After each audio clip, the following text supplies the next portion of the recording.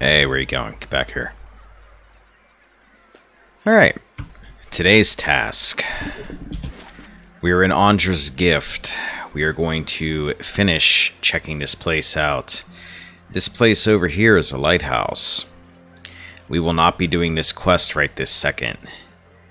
We are going to get a quest that involves this lighthouse. It's going to wait because I remember this lighthouse and I remember that quest being really hard. So we're going to do some easier stuff first.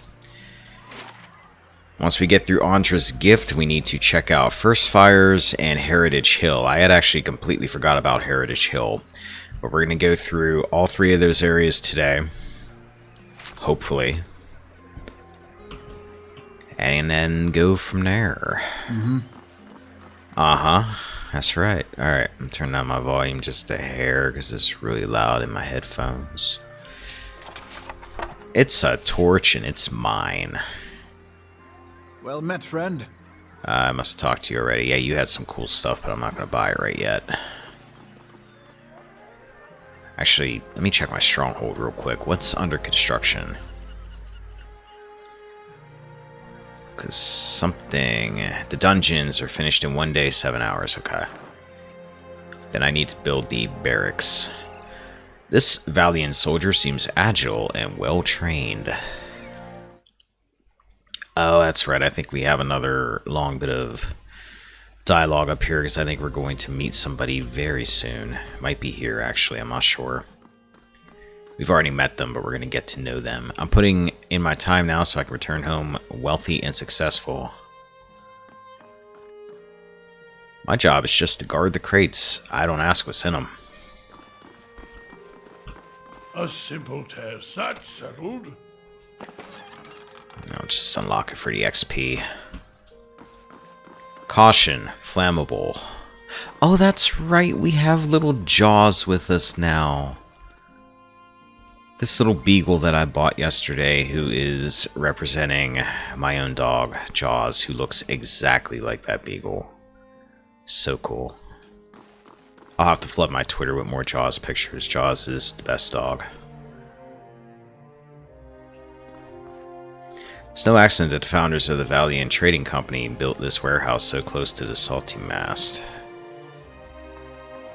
For Valians, working abroad is all about returning to the Republics with success and prestige. I'll talk to you in a minute. You're probably important. I've heard your name already. A lot of unregulated business goes on in Andra's gift. That's how we Valians tend to like things, anyhow. This laborer wipes the sweat from her brow and continues with her task. The spreat from her brow. I cannot talk. Live specimens do not open. Do you smell something, boy? No? I can do that. Yikes. No, I need to save some lockpicks here. I'm starting to run just a little bit low. I'll open this one, because I only need one, but... That's settled.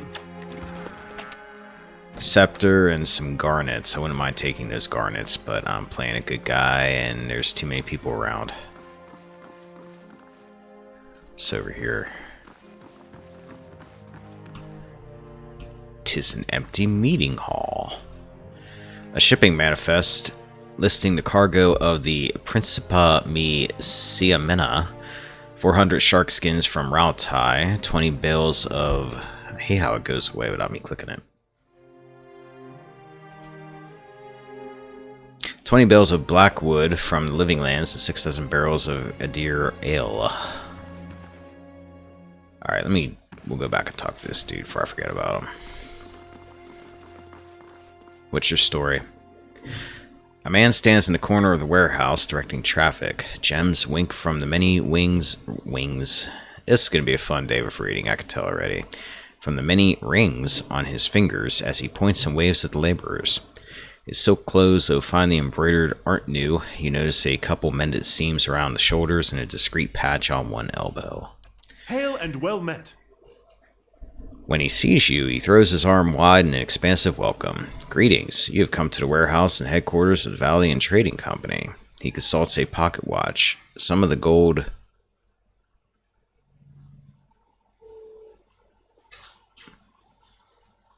I hear a really weird sound. I can't tell if it's coming from outside or if it's coming from the game. That was weird.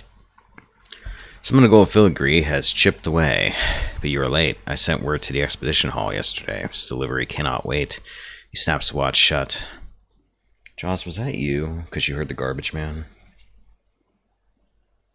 The actual real-life Jaws has come to pay a visit. That was you, wasn't it? You okay? Up here. What's up?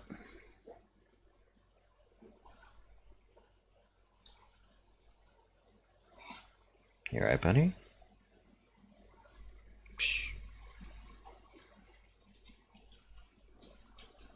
Okay. I think he was bothered by the garbage man. What's the delivery? He tugs at his beard. I must assume then that you are not from the company I contacted at the expedition hall. He waves a hand. But you are here and they are not. It is a bag of bitter squash seeds which are prized for their medicinal properties. Few merchants in Defiance Bay deal in them, but those who do know their value.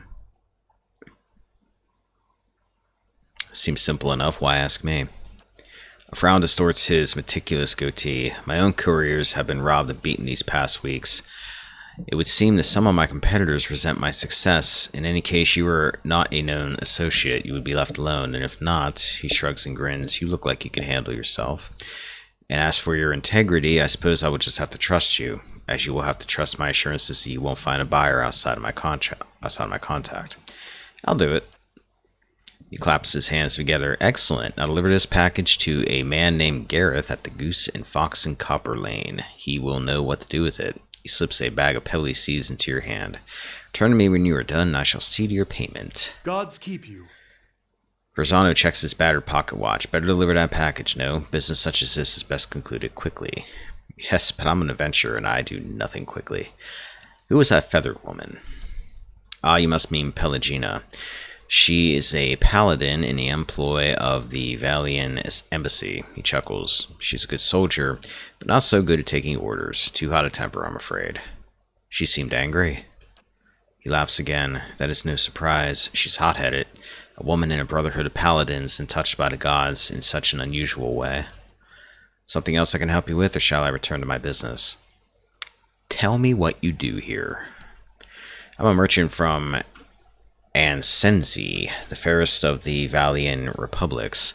Here in Defiance Bay, I run the Valian Trading Company. He gestures at the stacked crates. We ship cargo to and from the republics. We are part of the grandest mercantile organization in the world. Anything you can imagine, we can ship it. He grins. For a fee. Well, I'd like to know more about the Valian Trading Company. We are a confederation of merchants and traders from the republics. He looks proudly around the warehouse. We sell all manner of goods and equipment, and for years we enjoyed fruitful contacts with many shops, inns, and armorers throughout Defiance Bay. His smile flickers. Is something wrong? It is nothing. He waves a hand. Only the competition has grown especially fierce in recent months, but I suppose this is to be expected given legacy, as locals call it. Farewell. Alright, so that's something simple to do. Take a package to a guy in the Goose and the Fox. I know exactly where that's at.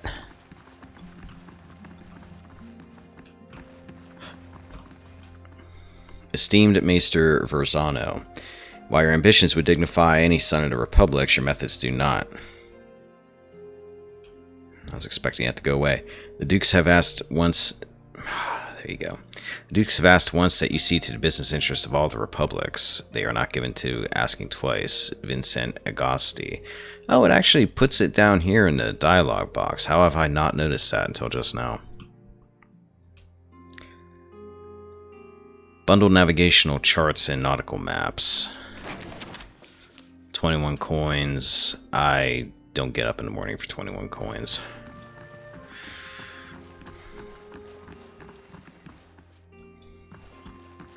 Hey, what's your story? Hail and well met.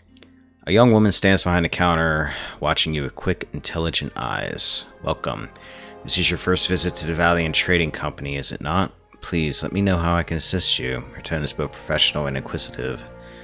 What is this place, even though you just told me what it was?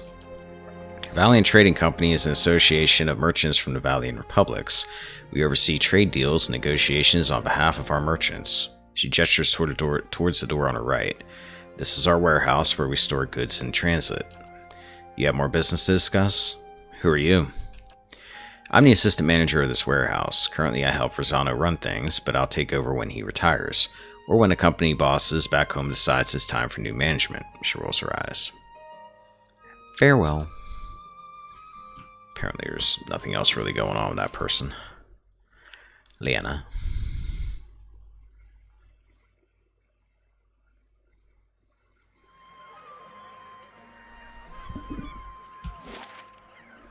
Who's a good boy? Who needs his belly scratched? Assuming he's talking to Itamok, but maybe he's talking to Jaws.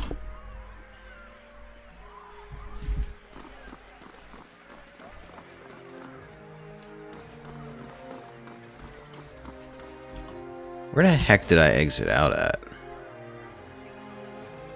Did I exit out in the same place? That's not the door I went in, but it feels like I exited out the same door. But where the hell am I at? Did I go in here? Let's find out. I think I did go in here.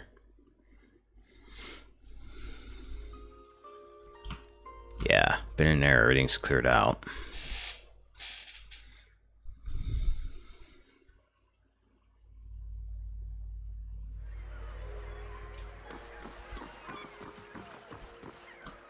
I remember talking to the sailors. Valiant Trading Company. Oh, I must have missed that door the first time I went in the back door. That's what happened. The ropes dangling from the crane sway in the ocean breeze. Kickstarter, Kickstarter. We'll check all that southern stuff out on the docks in a bit.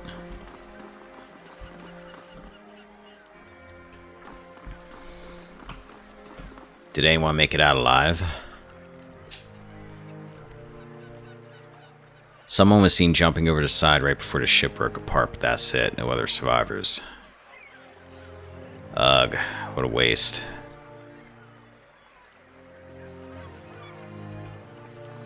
It's a wonder we didn't riddle our bows full of our bow full of holes trying to anchor near those cursed Adra something or other.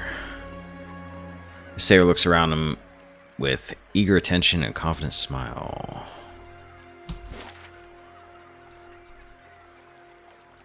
Okay, I think I need to check all this out over here yet.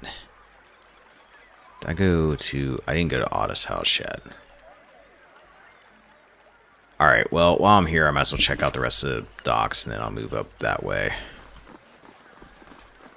It's over here. Surrounded by scattered planks, it isn't clear whether this skiff has been half-built and abandoned or cannibalized for lumber. Touch of sophistication would do much good around here. Cocoa.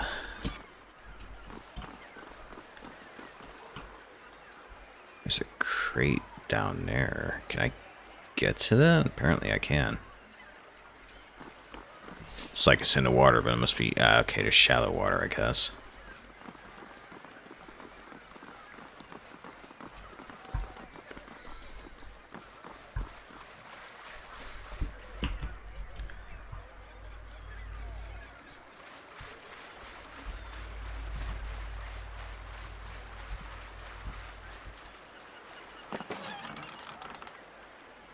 Angwithan Scepter Base. This looks like the base of a scepter. It seems to have broken cleanly from the section above it. Alright. Must be part of something I can build, maybe?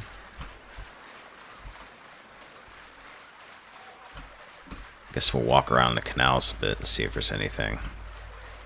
Can't go that way, that's too deep. I actually don't know the last time I played this if I actually went this way before. I don't think I did.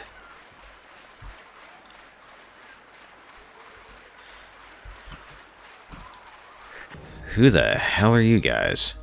Animat. Hey, those are those things that I can summon.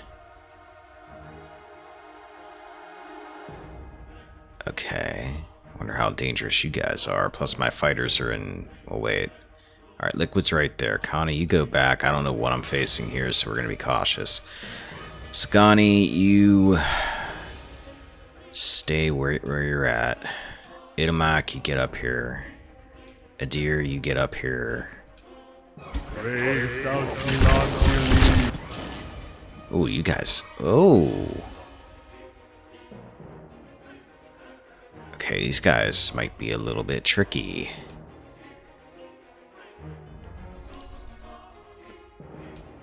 Adir, start chopping people up. Kana, start shooting people. Durance, get down here. I wonder if Rain Blights were what just casted the, No, it was an Animat. Okay. Armor. Aloth, what you got for me? Fire. Right there should be good.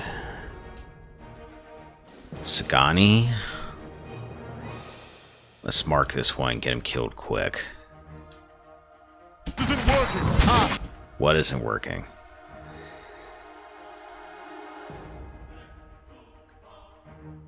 Kana. Graze the Rain Blight for no damage. Okay. Wait, Rain Blights are spirits. Durance, when you get done, I've got something for you to do. Actually, I believe Liquid has something that helps with stuff like that.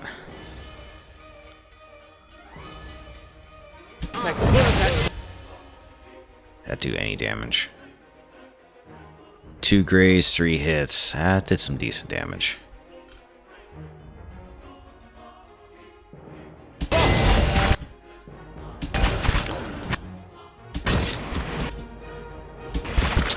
I think I actually killed one of the Rain Blights. It's not there. Oh no, there it is. I must be killing Animats fairly easily. Looks like it. Looks like they're going down pretty quick.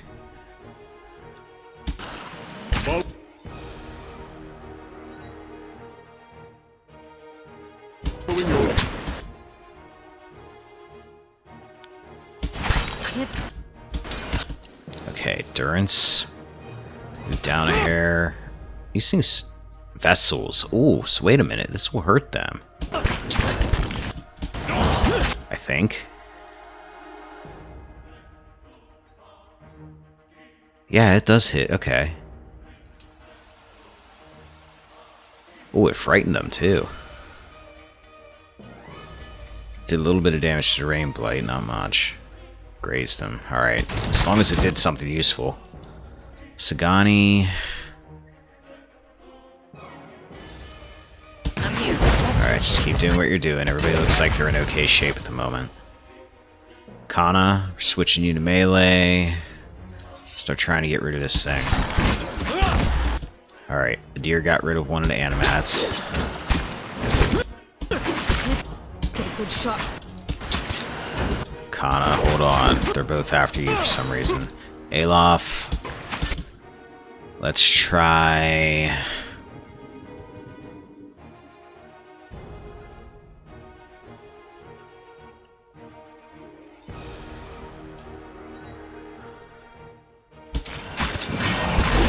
Did that only work on him?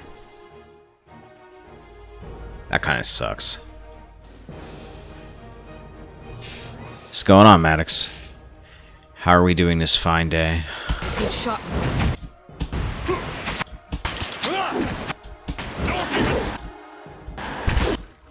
Okay, Durance got an Animat. Durance, where are you at? You're over there. Do you have anything that might perhaps work on these kind of things? I wonder if Divine Mark would do something on him. Let's hit this one, try to kill it.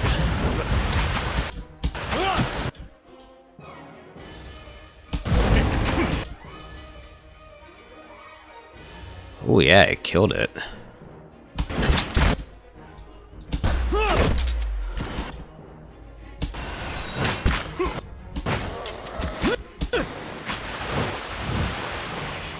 Beautiful.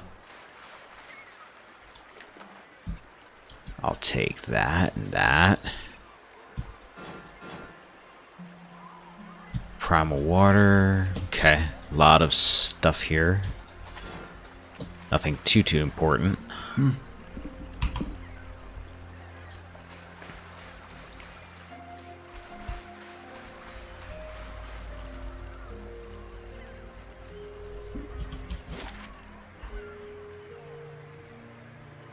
Okay, I've not been up that way yet, but I'm not going to worry about that yet. Keep checking out the water, making sure there's nothing around here. What is that? Mud squelches underfoot, crabs scuttle out of the debris.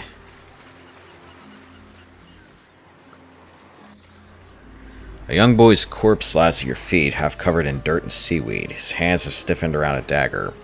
His soul lingers nearby, something confused and lost in the seaside fog. Reach towards it. As you reach for the soul, it lashes out. Glowing mist strikes at the air around you. The soul can't touch you, but you feel it burn with a feeble, uncontrollable rage. It's okay, I'm here to help you. Soul flickers, ripples towards you timidly at first. As it swirls around you, you experience wonder, fear, and the joy of running between the ships at noon. With a jolt, it pulls you into the streets around the salty mast. Women with painted faces weave between men stumbling in and out of the lamplight.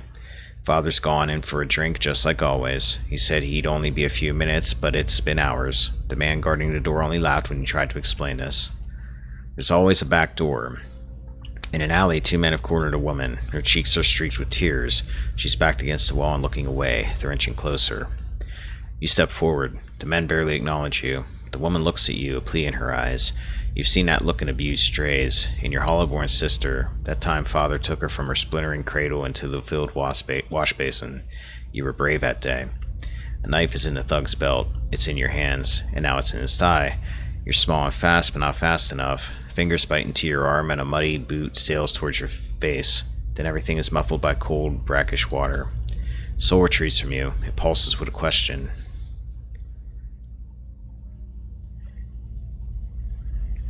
And let's make him feel better about things. You did a brave thing. The gods will reward you in your next life. Darren's soul absorbs his thought and ebbs in the ocean mist around the dock.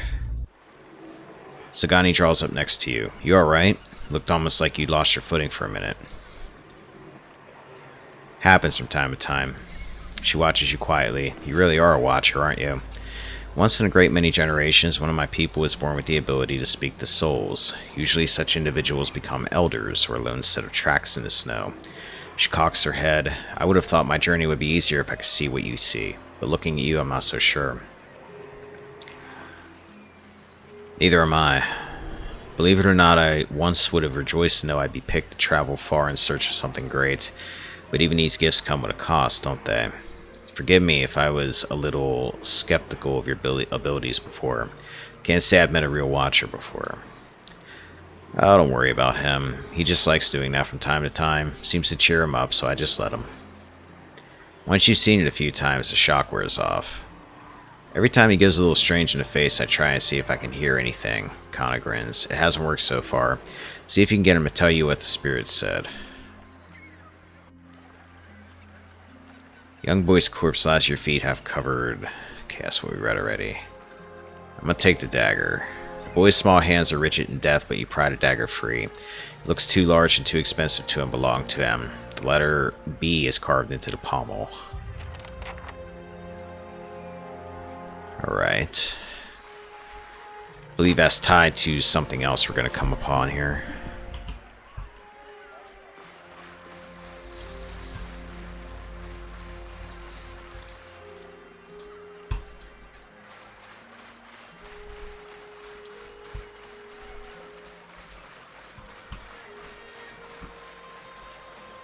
Barnacles encrust the hull of this beached boat. Something, the jagged edge of fingers most likely, has clawed deep rifts in the wood. Whoever tried to sail through them must have been desperate or inexperienced.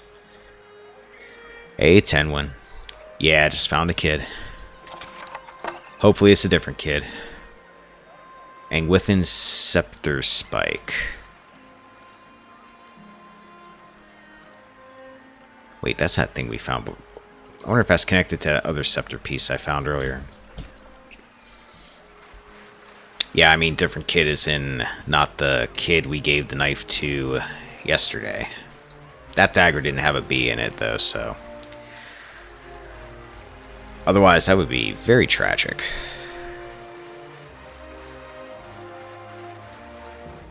Oh, more you guys.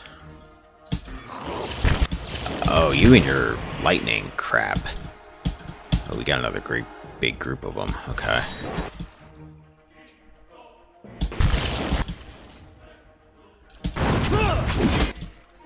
Kinda get back. Use your gun for now. Aloth. Ghost Blades these guys this time. Did I use Ghost Blades? No, I didn't. Ghost Blades. Durance, get up here. Do your thing. Sagani. Hit the rain blade. Durance, get back. Aloth, get back. That thing's coming towards you.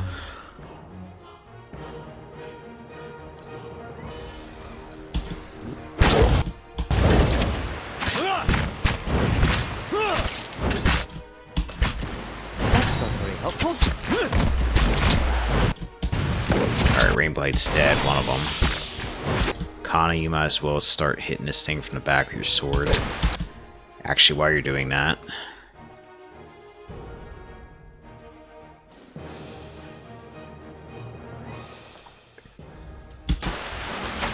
Might as well do that for the heck of it, since it's there. Can't get a...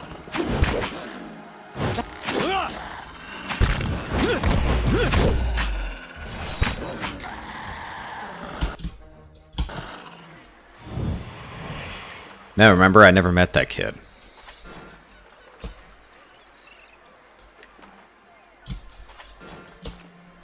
Yeah.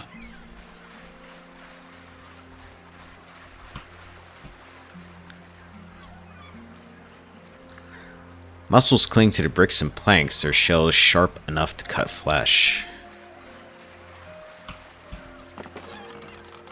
And within scepter shaft. These must all be tied into the same scepter, I would imagine.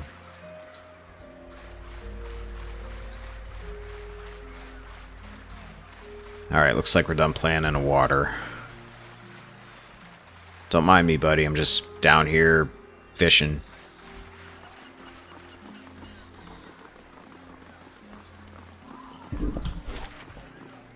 Alright, so we went into the water. Where the hell did we go into the water? Was it over here?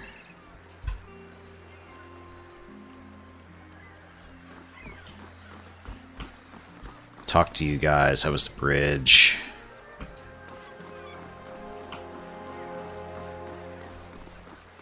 Yeah, that's where we went in. Okay. So we go this way onto the piers now.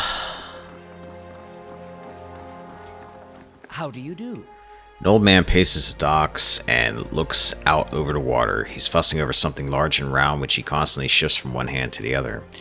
You're not certain whether his wide-eyed, gape-mouthed expression marks surprise or fear. It seems he isn't either.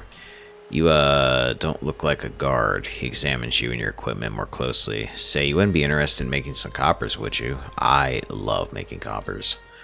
He shows you the object in his hand. It's a large round opal with Ingwithan runes carved into it. It glistens with his sweat. See the ship that went down over there? I've been looking for someone to help me recover some missing cargo. Would it have to do with an Ingwithan scepter, maybe? Tell me more about this missing cargo. He licks his lips. We started in Coldmore and we're making our way down the river, loading and unloading as we went. Business as usual. What exactly happened? He massages opal in a clammy palm. When we reached Alina's Rest, we may have agreed to... Excuse me. May have agreed to take on a few crates from some place called Cleaban Relag. A couple of the lads snuck a peek at the cargo, saw suits of armor and a broken scepter. He shrugs. Don't know why anyone would want to broken anything, but these animasters will buy his dirty stockings if they say it'll come from the ruins. They came from the ruins. He closes his hand around the opal in a white-knuckle grip. We were almost to Defiance Bay when the screaming started. I've seen my share of barroom brawls, but this sounded different. I was topside with the captain, but he and the first mate went below decks to see what all the commotion was about. When they didn't come back, I looked into the hold. He shudders. I saw one of those suits of armor walking around all by itself. It was covered in blood. When it saw me, it started running for the hatch, so I closed it. He squeezed his eyes shut. So, how'd the ship get here? He rolls a stone between his hands. I'm just a deckhand, but I was the only one left. I piloted the ship as best as I could, but I hit rocks as we were passing Brackenbury.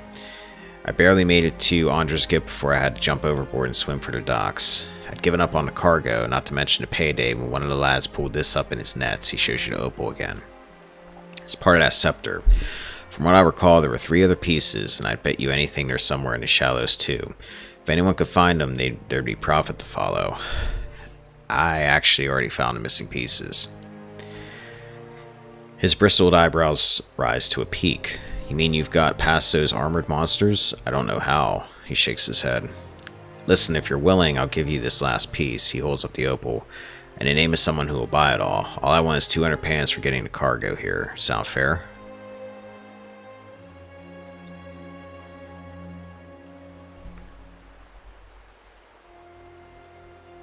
Alright, we've got a deal. He accepts your money and gives you the opal, still warm from his hands. You'll want to go to Brackenbury Sanitarium and find Nans. She'll know more about this artifact, and I know for a fact she's bought them from our crew before. Imadel gazes out over the water. Anything else you need? How's business? He spits into the water. I'll be glad to sail with captains who are more careful about their cargo from now on. I don't give a worm's wings about Duke's trafficking laws, but I'm too old to fight ancient horrors. He takes a deep breath of the salty air. I just want to enjoy my twilight years doing an honest day's work. Tell me about Andra's gift. He scratches his sunburned scalp. We've got docks, fishing, and steady ship traffic. All this, he waves at the listing shanties crowded around each other. This sprang up around the docks. It's the poorest district in Defiance Bay, but one of the liveliest. He grins. And for lively, nothing beats the salty mast. You'd do better to ask a younger man than me if you want to know about that place. He nods toward a large, round building to the east. A Madol doesn't sound like a Deerwooden name. That's because it isn't. I'm from the Ixmitil Plains, a broad savanna north of the Deerwood. Not so different from the ocean in a way. There are places where you can stand and turn a full circle and see nothing but the winds making waves in the grass. He watches the surf lapping against the wrecked boat, but at moments like this, I wonder what business a plainsman like me had taking to the water. Farewell.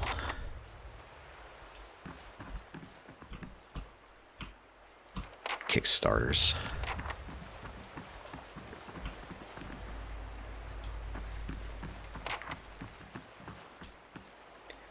We've been long at sea. Now it's time to unload, and I don't mean our cargo. Ooh.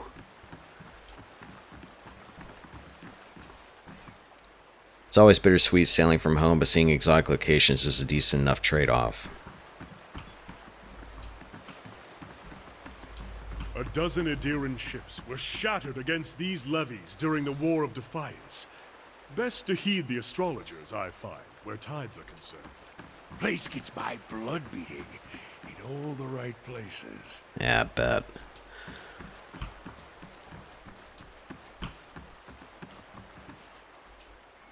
So, you said something like that already. You said the same thing. People really want you to know about the exotic locale.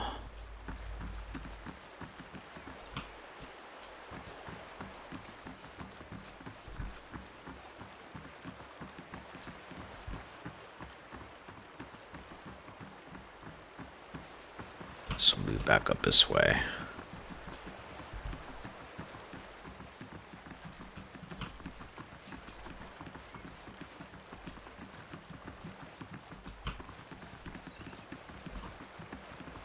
Now hiring builders, no experience needed. How do you do? As you approach, she eagerly turns to you. You interested in doing some construction work? Her clothes are simple but nicer than most you've seen in Andra's Gift. Pays good money. I take it you're having trouble finding workers. Workers who aren't superstitious cowards anyway. She shakes her head. I offer good coin, but as soon as I tell them about the job, they say an oath to the Lady of Lament and spit over the dock. They all think the lighthouse is haunted, ever since the floods of Andra's Gift. Echoes of the war. The flood certainly claimed enough souls to pack a lighthouse full to bursting. Andra's Gift was flooded? Back at the end of the War of Defiance, it was one of the finishing blows to the Adirian military. Cost us a lot, though. The whole district was supposed to be evacuated, but not everyone left in time. The Adirians put anyone they found to the sword. Lucky ones who escaped the slaughter drowned hours later when Hadra's forces broke the dams. Locals say the lighthouse keeper was one of the people who stayed behind and one of the last to die. She shrugs. I don't know why that makes the lighthouse any more haunted than the rest of the gift, but there you have it. Have you gone inside? Who, me? She laughs nervously. Not exactly. See, my health is rather delicate and all that dust. She sighs. Alright, when I saw two Amalwa deckhands running as fast as they could down the pier, I lost my nerve too. I could take a look. Good, about time someone puts an end to this foolishness. She rummages in her pocket and pulls out a skeleton key. As she hands it to you, she hesitates. Just be careful. Not that I believe the ghost stories, but it is an old building, so watch your step. I have some questions. Do you know what might be inside the lighthouse? If only. Naya shrugs. It's been uninhabited since they flooded Andra's Gift. What are you building? An inn, allegedly. She brushes a single loose strand of her bun behind her ear. The gift needs a spot with a little more class than the salty mast. This district has been in the dumps since the War of Defiance. It seemed ready for some fresh development. So imagine my excitement when I find this place, 3 floors tall and right on the water, for sale at a reasonable price. The seller suggested there were other interested buyers, so I closed the deal before I'd taken time to really look into it. Stupid. She shakes her head. Being from New Hiomar, I knew about the floods, but I didn't know about the superstition surrounding the lighthouse. The seller was long gone by the time I found out. At this point, it'd be a miracle from Lady of Lament herself if I make my investment back. Tell me about the flooding of Andra's Gift. Hadrat ordered it near the end of the War of Defiance. It was one of the finishing blows to the Adirian military. It cost us a lot, though. The whole district was supposed to be evacuated, but not everyone left in time. The Adirians put anyone they found to the sword. The lucky ones who escaped the slaughter drowned hours later when Hadra's forces broke the dams. Locals say... Wait, did I read that already? I think I did. Lighthouse Keeper is one of the last to die. Yeah, he tricked me. You're not from Defiance Bay, are you? She laughs bitterly. What gave it away? The accent or the fact that I was the dupe who paid good coin for this place? I'm from New Hiomar on the north coast. Smaller than Defiance Bay, so I came here hoping for some fresh opportunities, maybe a chance to do a little good in this neighborhood. Farewell. We will be waiting for a bit before we do the lighthouse. Because I remember the lighthouse from last time, and the lighthouse is rough. I am going to run back down this pier, though, to check out the bits I didn't see yet. Make sure there's nothing else down there. Like this fella. You're just a sailor, and you're going to tell me about... It's just been dry for months. I could use a stiff drink got her work cut out to for wake her. a dead man.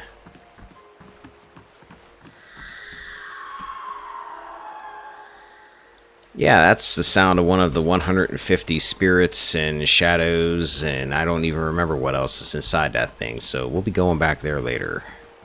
Wait, who's this guy? Nia. Hail, traveler. Weren't you just over there? How the hell did you get past me? She's a magician? Huh.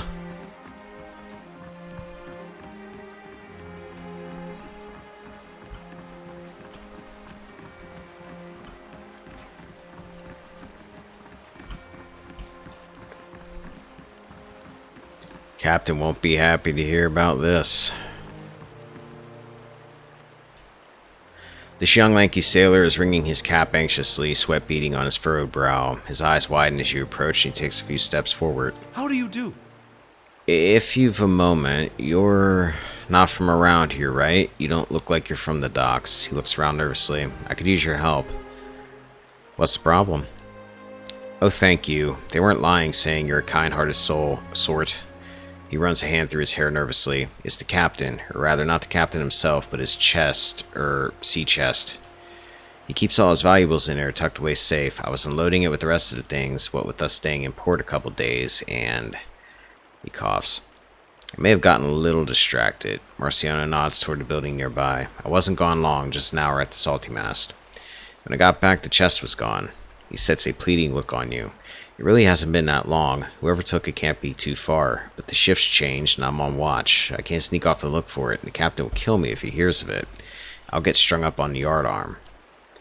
Please, if you could get it back for me, I swear up by the flame I'll make it worth your while. You can have my pay. I won't be spending it if Captain Fornero finds out anyway.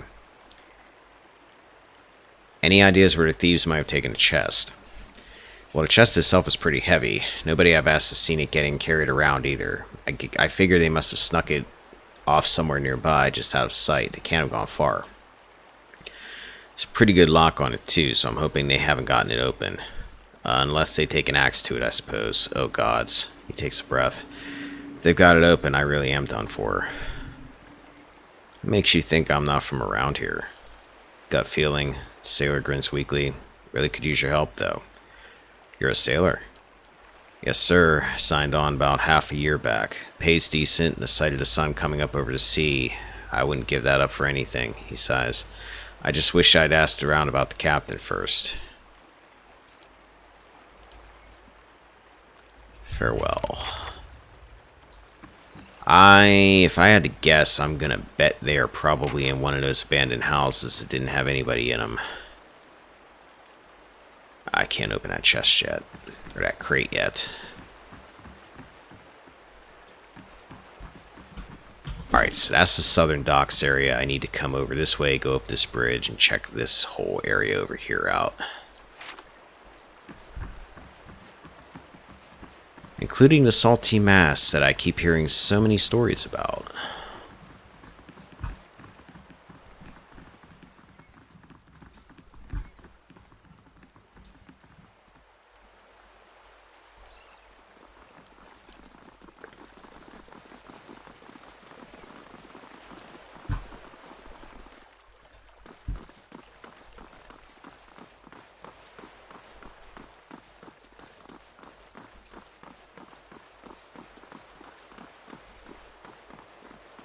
Why isn't the Duke doing more to help us?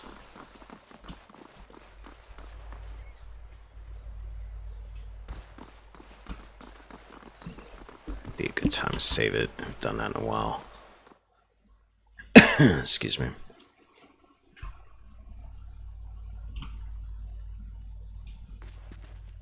Quiet, motionless shape is swaddled beneath filthy rags and moth-eaten towels.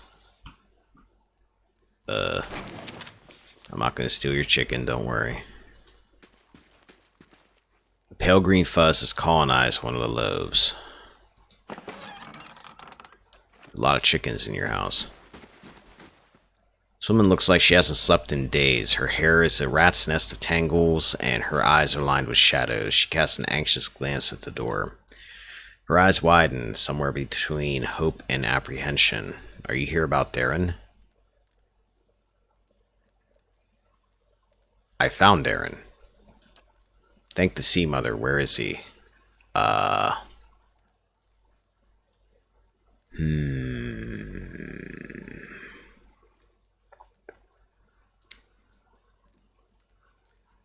can't lie to her.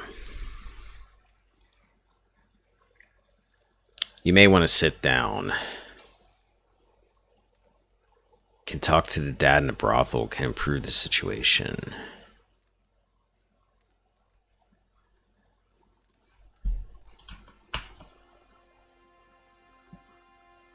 Crap, how do I get out of this?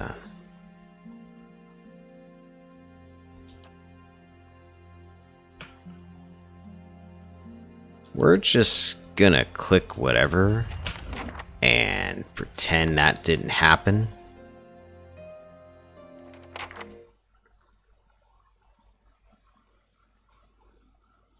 Let's just pretend the last minute did not happen.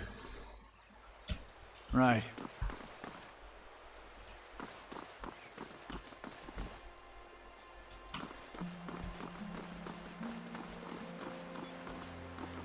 You look like you want to have a good time, honey, and I'm open for business. I'll bet.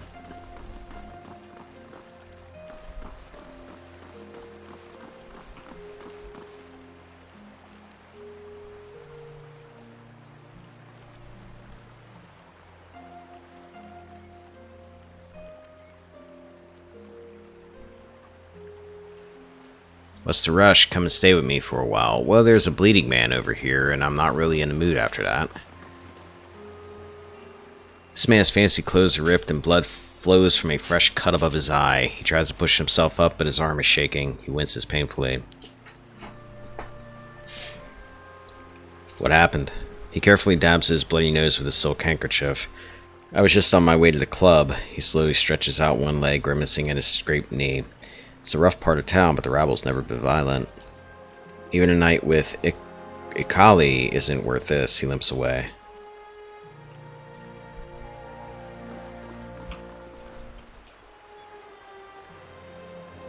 Could you come back and clean this up?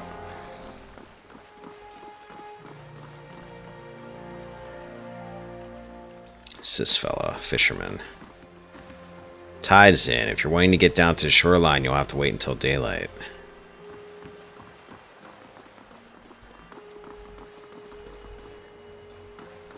Yeah, I think he's faking it. That's probably ketchup. The salty mast.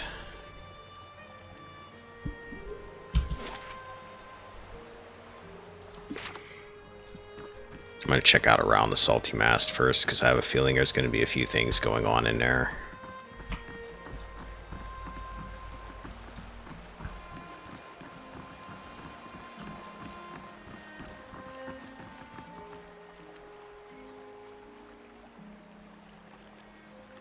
Then again, I will go to the salty mast, because those might be the fellas that killed that kid.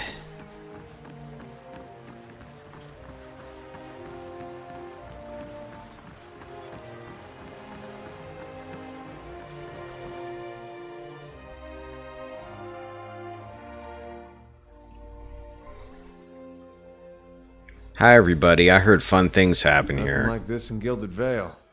Just Wallaroon of the milkmaid. She knew what she was doing.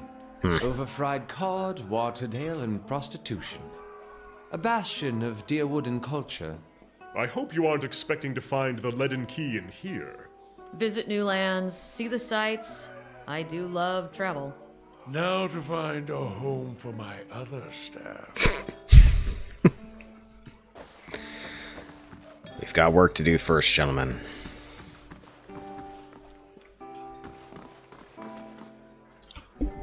Let's see what Big Dermsey has to say about things. The Orland man seems to walk with a slight limp. He doesn't say anything, but he stops and regards you with interest.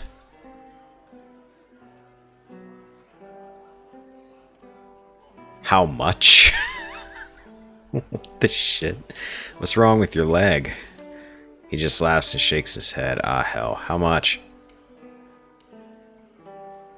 Dermsey looks you up and down. He holds up 5 fingers. Yeah, I'm not interested. I was just curious.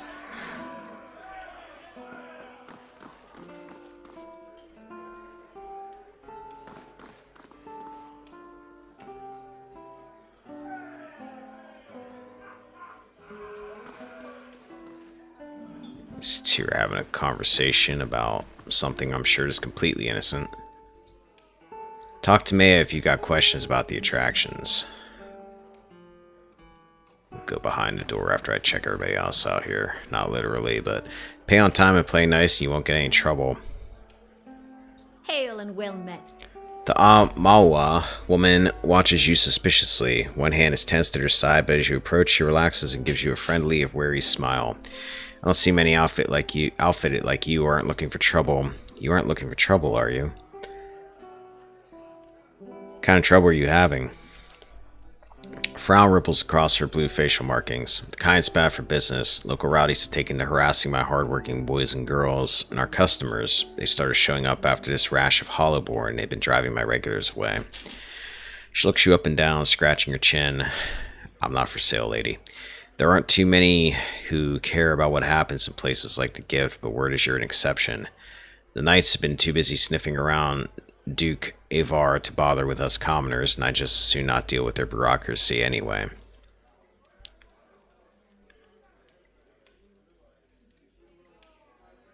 No one should be harassed. I'll put an end to this. May it draws you closer. These thugs tend to roam in groups, which suggests to me that these aren't random incidents. She places one large finger on your chest. You put a stop to these attacks, and I'll find a real nice way to thank you. She winks at me. I love money. That's great. I'd rather just go chap that guard with the wide hips, personally, but we ought to stop her people getting thrashed at least. I've got questions. Shoot. What do you know about these attacks? She waves a hand at the door. You only have to step outside to see it for yourself. Those thugs are out there are just waiting to cause trouble for anyone coming or going. She sizes you up. Maybe they would have let you pass, however. Tell me more about your business, as if I couldn't figure it out already. She rubs back of her neck. It's not doing as well as I'd like with all this trouble. I run an honest enterprise, just trying to give folks a little rest and relaxation. She nods at you and lowers her voice. You help me out and I'll see about getting you a special discount. Can I ask about something else? Knowing grin warps her blue markings. Now, just what can I do for a strapping lad like yourself? Tell me about this place. I thought that was clear as the crystal waters below the docks. She laughs. This here's the Salty Mass, most famous house of pleasure in Defiance Bay. We've got drinks, beds, and good company to help you enjoy both. Of course, the club for refined and prestigious gentlemen is upstairs. You'll find several of the hardest working boys and girls in Defiance Bay up there, too.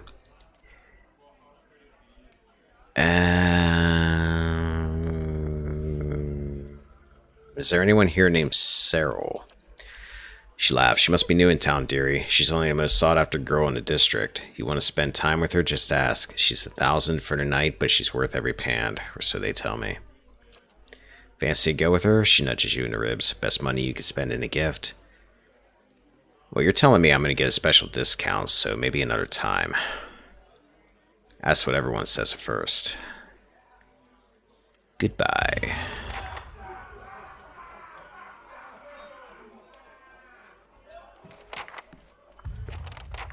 It's not just the drinks that are stiff around here.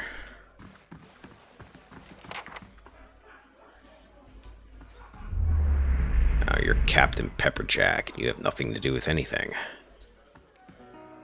Captain Pepperjack.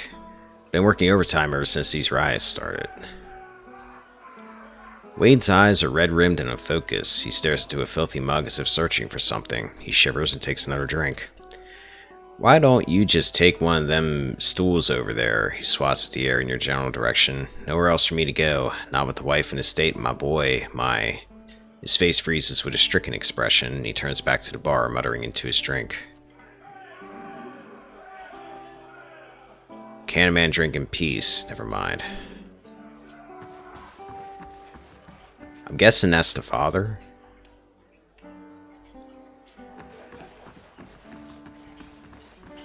Good day, stranger. Orico catches your eye. A golden hoop dangles from one ear, and his fine, fitted clothes whisper as he glides over to you. You have me at a loss. How could I afford time with such a magnificent creature? What are you talking about? I'm talking about your magnificent eyes and perfect lips. Truly, it should be a crime for you to ever close them. He runs a finger along a perfectly symmetrical goatee. What can Orico do for you? You tell me. Some things must be experienced to be believed. Not this time. For I am a gentleman, barbarian. So how exactly does this work? By the flame your mother never gave you to talk? You know what I mean. How do I, get started? Find a fella you like and jiggle that purse of yours should do the trick. But which one? Blazes, girl. If you can't make up your mind, give me your coppers and I'll have some fun for you.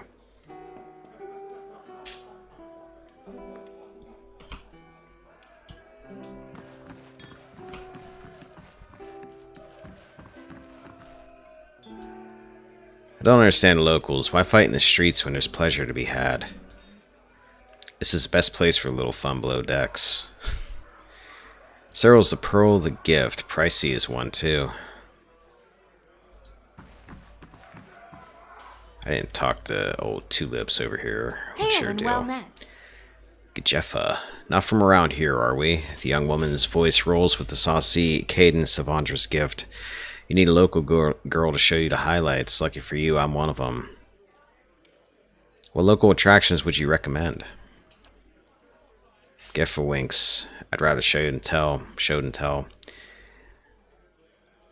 You're a local girl or a highlight? She laughs, both gorgeous. What else can you do with that clever tongue of yours?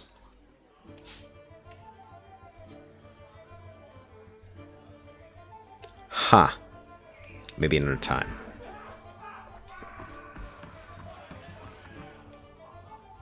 I can actually do some really neat clicky things with my tongue since you asked, but I won't do that. It'll probably be annoying on a microphone. This one, wait.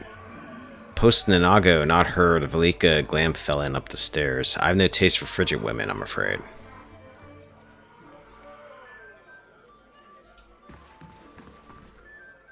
Well met, friend. His robes are torn and stained with vomit. He turns his eyeless face towards you, wiping his mouth. Come for a story? His speech is slurred and his voice ragged. I tell all the best stories. He slaps his chest. It's my club, anyway. What club? The club for refined and prestigious gentlemen. He prods your shoulder. Wait, if you don't know about the club, you must be... He heaves, catching at his chest. After several precarious seconds, he recovers. Where was I? Oh, you must be here about the ring. The ring. He shoves it into your hand. Have to have that to get into the lounge. He hiccups. They don't just let anyone in, you know. He wipes a hand on his shredded robe. It's the most exclusive club in Defiance Bay. He slaps you on the back. And whatever you do, don't tell them you're new, or... He turns away, overcome by a fit of dry heaving. I gained a membership ring. Just keep your dagger sheathed.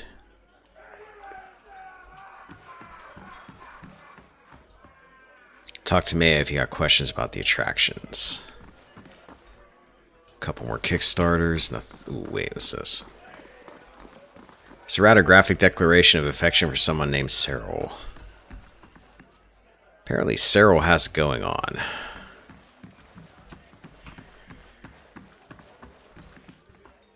Smells of fried fish and oysters hang over the stove. The counter is splattered with grease.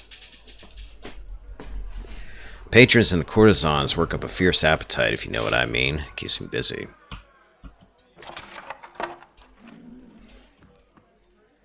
Pay on time and play nice, you won't get any trouble. Alright, so I can go upstairs, I think, because I got that ring now. Did I talk to you? Well met, friend. No, I didn't. She leans on the bar, her black painted nails tapping on the wood. What'll it be?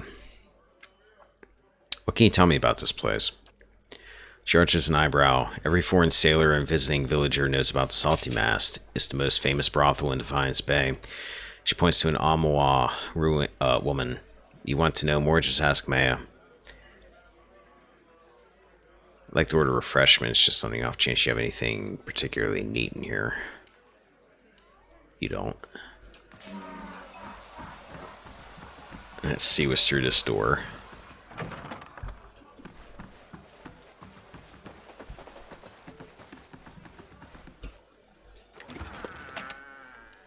Clothing and... Oh, I kind of want those potions. Is there anybody up here that's going to see me do anything that I shouldn't be doing? Rolled bills and receipts show amounts paid to Maya's staff as well as her expenses for the ale, fish, and new linens.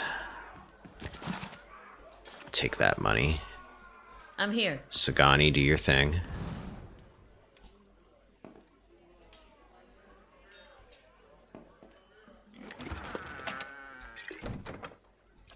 Nobody saw that. Huh?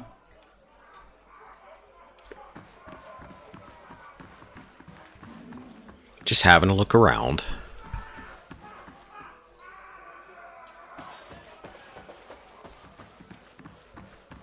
Can't do anything too inappropriate in here. I have my beagle with me. I can't subject him to things like this. But let's go upstairs anyway and see what's going on here.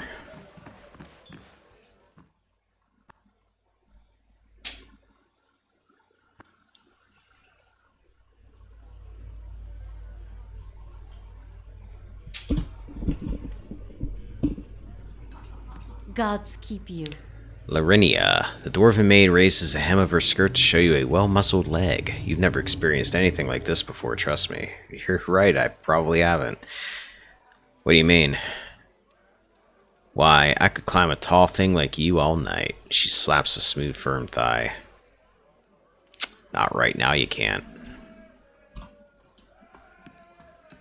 Astoundingly, there's no spare change between these cushions. See, I've got my priorities straight. Yeah. Up here in this brothel in the VIP section, looking for spare change and cushions. Welcome. Pale elf's gold eyes are the color of a winter sunset. She touches your cheek with a cool hand. You look like you've journeyed far. Let me show you comfort and rest. Tell me about yourself. I came to Defiance Bay from the frozen lands at the southern end of the world. Few of my people venture this far north, but none know how to warm a cold night like we do. Their skin seems to glow in the darkened bar. No thanks. A game of Dunrid Draw seems to have ended abruptly with scattered cards and blacksome pipes. Good day, stranger. Alduin, weren't you like the dragon in Skyrim or something? The elf's long hair frames high cheekbones and a long slender nose. It's not every day that the club gets such a breath of fresh air. Who are you? I'm a native of the Deerwood and an expert in the subtle arts. If it's practice, skill, and finesse you seek, look no further. He wraps his tapered fingers around a wine goblet. I'll be going.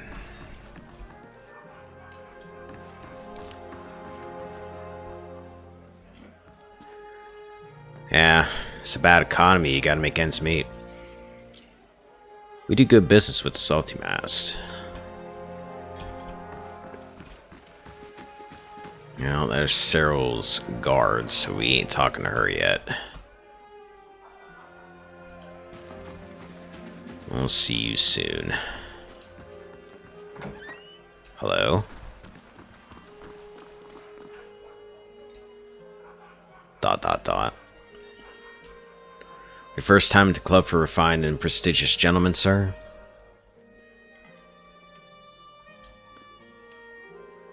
The man looks down his nose at you. So, you're a member, I see. Are you here for the exclusive club equipment?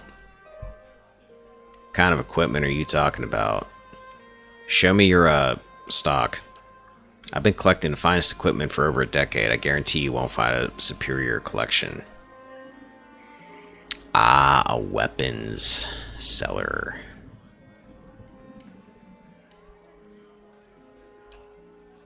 With a lot of stuff that I don't want to spend a ton of money on right now. But you've got a lot of cool magical stuff.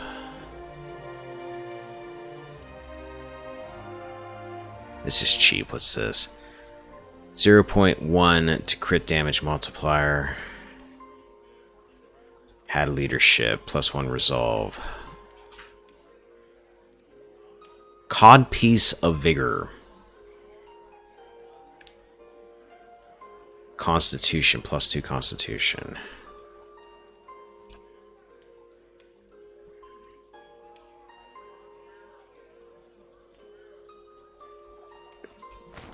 I need a codpiece.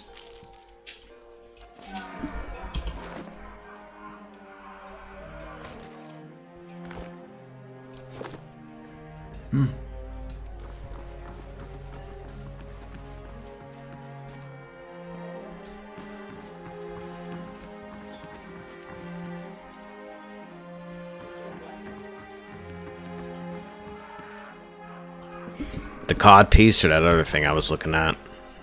That was the crit multiplier.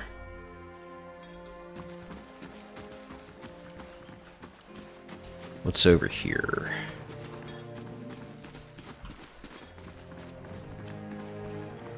Up close, these look more comfortable than one might expect.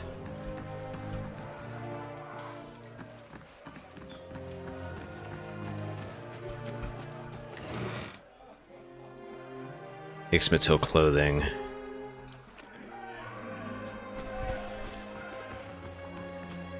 Alright, let's first of all go see the father again, just make sure he's not going to say anything new.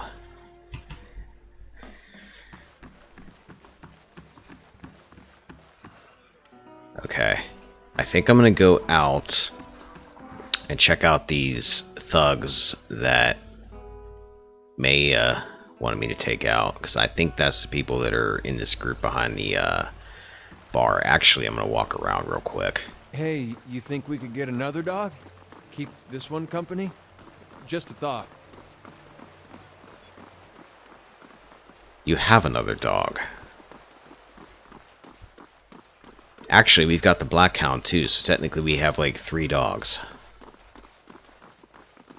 Believe me, as somebody that actually has 3 dogs, you don't want 3 dogs at once. I love them to death, but it is a pain in the ass.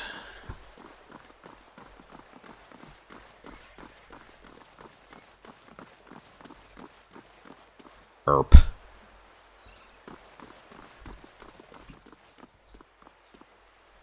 A hooded figure leans against a wall. When he notices you draw near, he stands upright and raises his hands to halt your approach.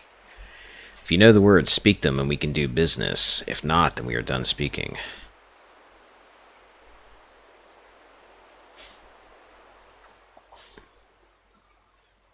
Was I told this before?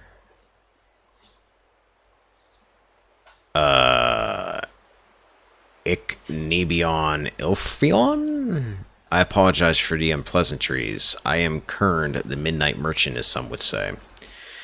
I deal in sensitive commodities. Precautions must be taken. Now let us do business. You sell gems. And lockpicks. I need lockpicks. Like, right now I need lockpicks. Someone must have given me that password yesterday and I completely forgot about it. Prostitute holds her hips, thrusting her chest forward as you come near her. Impressive.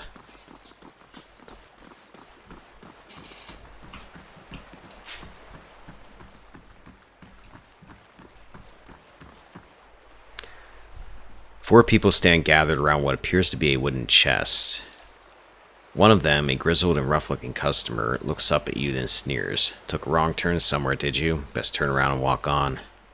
There's a sudden snapping sound from the direction of the chest, and a second smaller man lets out a frustrated groan. Damn it, that's the second lockpick. He looks up at you and stills. Oh. Walter rolls his eyes and turns to you. You've walked down your last pier. I highly doubt that.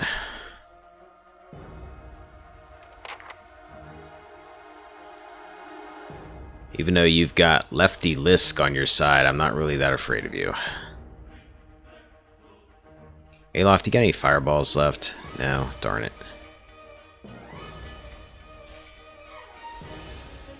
None of you look like mages. So, Liquid, you attack. Adir, you jump forward. Kana, you start shooting.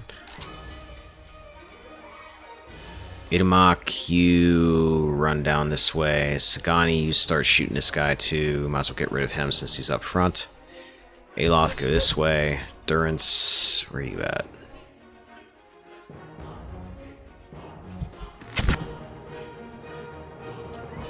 Armor of Faith, everybody's going to be doing melee here probably. Sagani. Smart for death, that thug. Aloth, get the heck back. You're way too close. Oh, we got another one coming. Okay.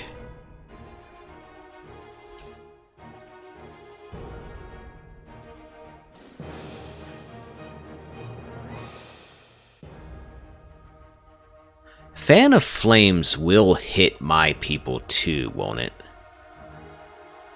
10 win, do you know?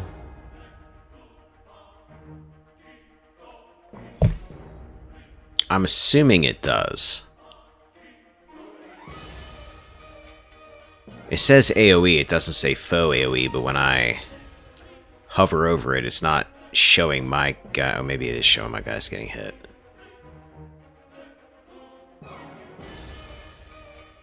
Let's try Ghost Blades for the hell of it. Be safer. Oh, you guys aren't lasting long at all from the looks of it. Endurance.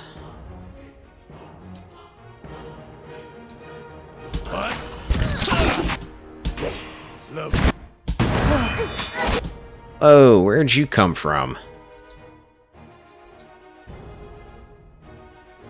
Alright, change the plan. Sagani. Go melee this guy, save him. Alof, shoot. Wait a minute, you've got something. Try Corrosive Siphon.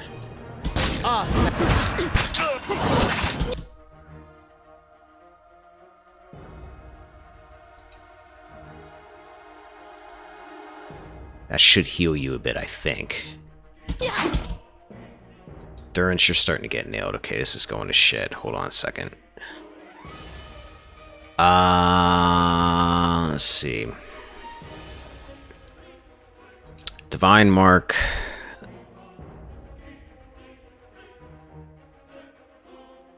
Walder. Adir, you keep fighting him. Liquid. Keep trying to get rid of Lefty there. You fight him. Alright. That helps. Endurance. You stay where you're at. You guys all go after the Stug. Kill him. Aloth, switch over to your Stiletto. Sagani killed him. Good. Sagani's not horrible in melee, so... Wounding shot. Slow the enemy's progress, hobbling a target, inflicting raw damage over time.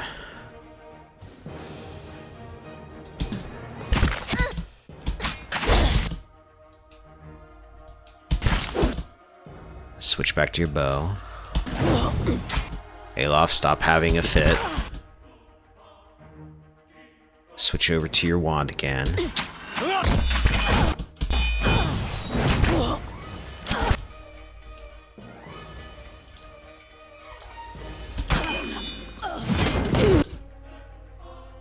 Oh, I didn't even see you down here. Alright, that wasn't too bad.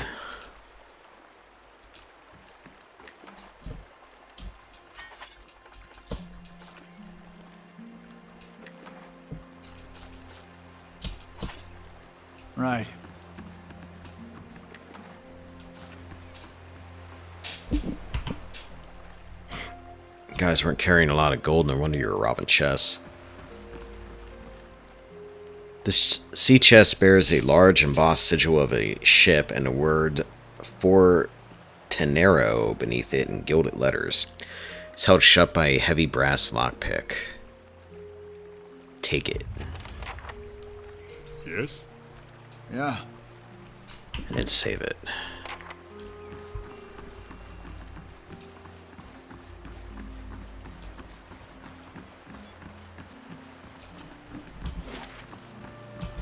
Okay, I've not been down this way yet.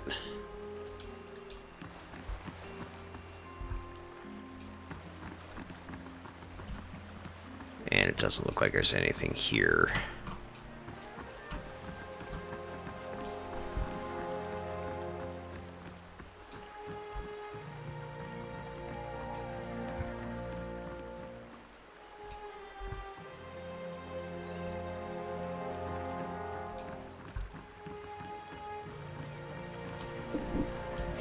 Alright, who wanted the chest? It was somebody... I think over on the piers here. So might as well turn that in and get that out of my hair. Harassing thug. What have we here? Another tourist in a gift. He nods to his shifty-eyed companions. Let's give him a proper welcome. I'll give you money, just leave me alone. No. I don't think so.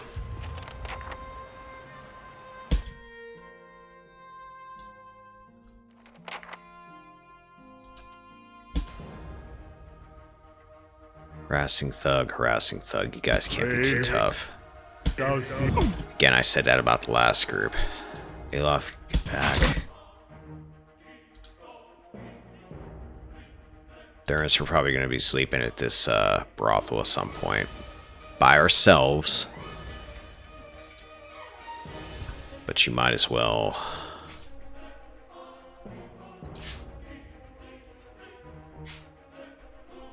use up what you've got. Everything here is a harassing thug, so they shouldn't be too bad. Just attack them. Aloth, you've got... you might as well do Ghost Blade. Choose your last thing here.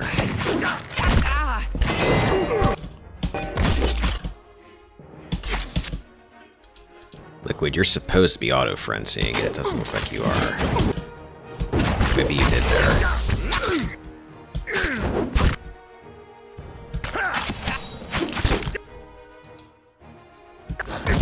Ooh, get back.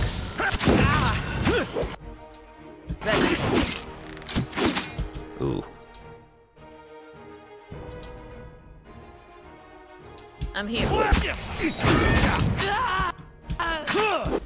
Save it, Amok.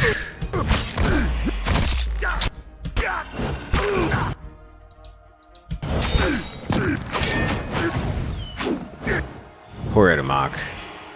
Just a little bit late. Junk, junk, junk, junk. What is that? Saber. Junk, junk, junk, junk, junk, junk, junk, junk, junk. Money, money, money, money, money. A rusty bronze key. Looks like it's been rusted from years of exposure to the salty air. I remember a locked door somewhere, but I don't remember where I saw it at.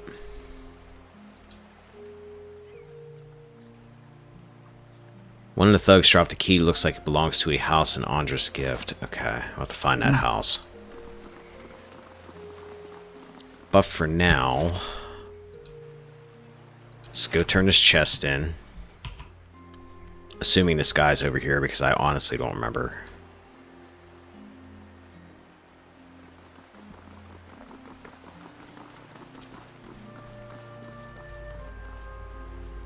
Don't think it was this guy. I think this guy was just saying about the ship. Yeah. I think it was somebody down this way.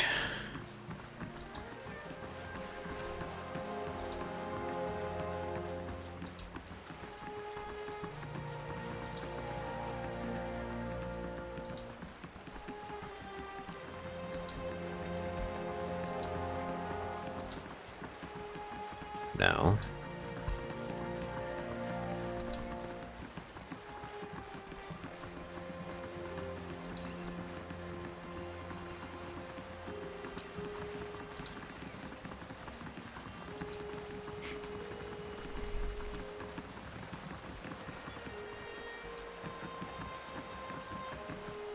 I swear that guy was on a pier.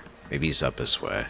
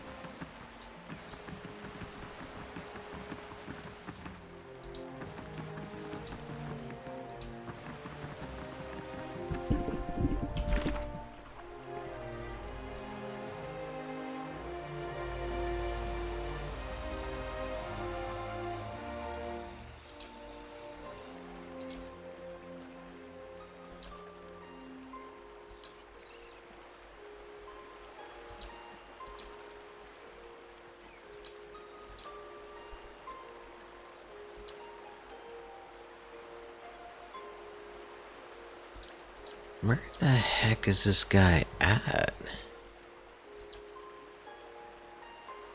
Okay. That's the Animaster dude. That's sad. That's Dalton. Guy wants me to go in a crypt. Time and Tide. No, that's Kana.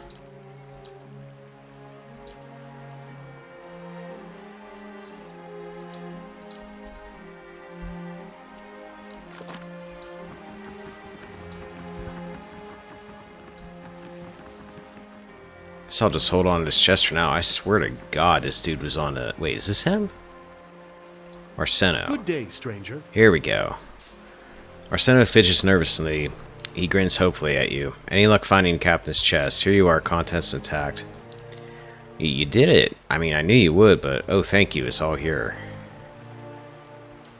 You saved my life, friend, truly. I owe you one. Here, the week's wages, like I promised.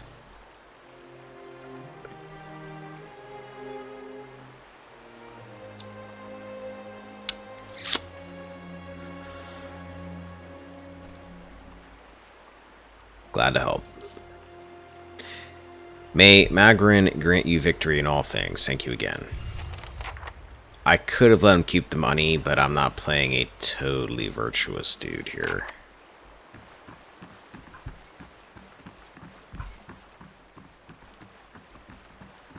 I'm not adventuring because it makes me feel good about myself. I'm adventuring because I'm, you know, trying to... I got bills to pay. I got food to put on my table. Alright, let's go back to the Salty Mast. Turn that into... I just passed the Salty Mast. Where the hell's the Salty Mast? Ow, it's over here. I've not gone over far enough yet.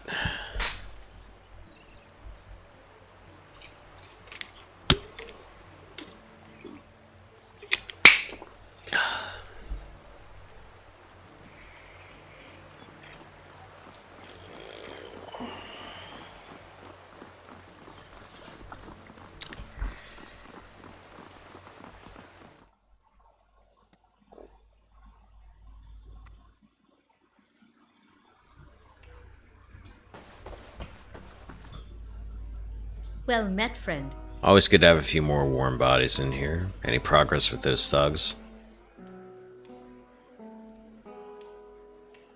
Not yet. Is there more? Hold on. I gotta sneeze everybody, I think.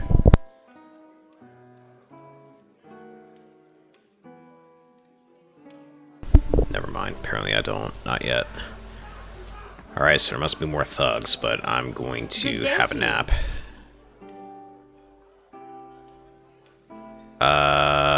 Maybe I'm not. Wait. Do I have to sleep with somebody to get a nap around here? I'm here for some quiet time. Quiet, loud, however you like it, as long as you pay up front. I've got ladies, lads, and a few I'm not quite so sure about. Go talk to whoever tickles your fancy. Unless you fancy Cyril, in which case you can settle with me. I'd just like a room. Quiet indeed, she hesitates. Oh, and if you bring any of your friends with you, just mind that you don't make a mess. Last for 2 rests. Dexterity and perception, constitution, athletics. I'm gonna go with perception. Alright, so we're rested. So I guess there's still some can't man drink in peace. I'm gonna go talk to that woman because that guy's not saying anything else.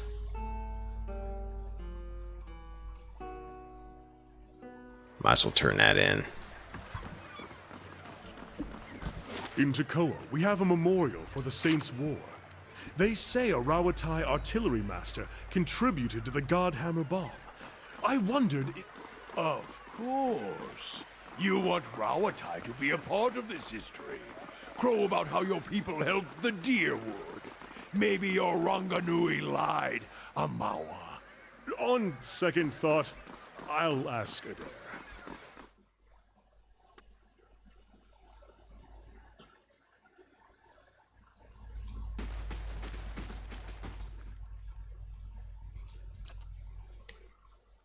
Found Darren. You may want to sit down. Darren will be coming back. Otto's mouth falls open. She stares back in shock. My boy's dead? That can't be. What happened? Darren was defending one of the prostitutes from a couple of thugs. He was very brave, and you should be proud.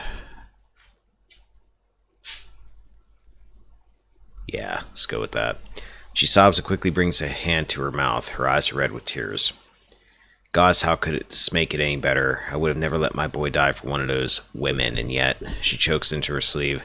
I can only pray the gods will be kinder to him in the next life. Maybe there's hope for one of my children. After several seconds, she closes her eyes and swallows. I suppose it's better to know the truth than to keep wondering. Thank you at least for bringing me answers. Here, take these. I've been saving several keepsakes for Darren one day, but he won't need them now, and I doubt I'll have another child to pass them on to. So I'm kind of guessing I screwed that up by finding his body before talking to his dad. Because there wasn't really any other way to approach that. Minor ring of protection. Does anybody have like a spot I could give at the con, I guess? Alright. Yeah. Probably not the optimal way to do that, but not well.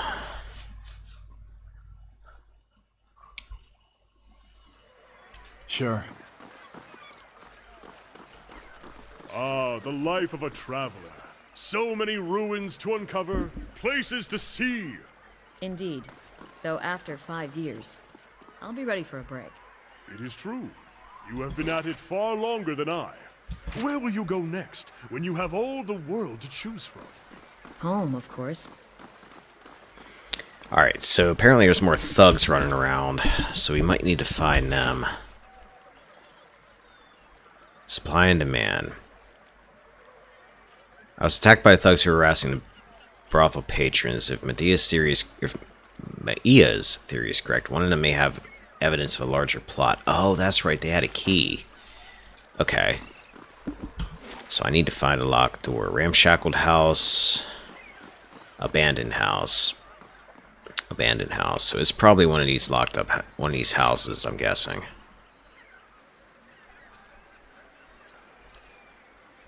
I don't recall any of them having a locked door, but Brutish warrior leaves the stronghold. Oh, hey. Well, hopefully Brutish warrior comes back, because I don't have barracks yet.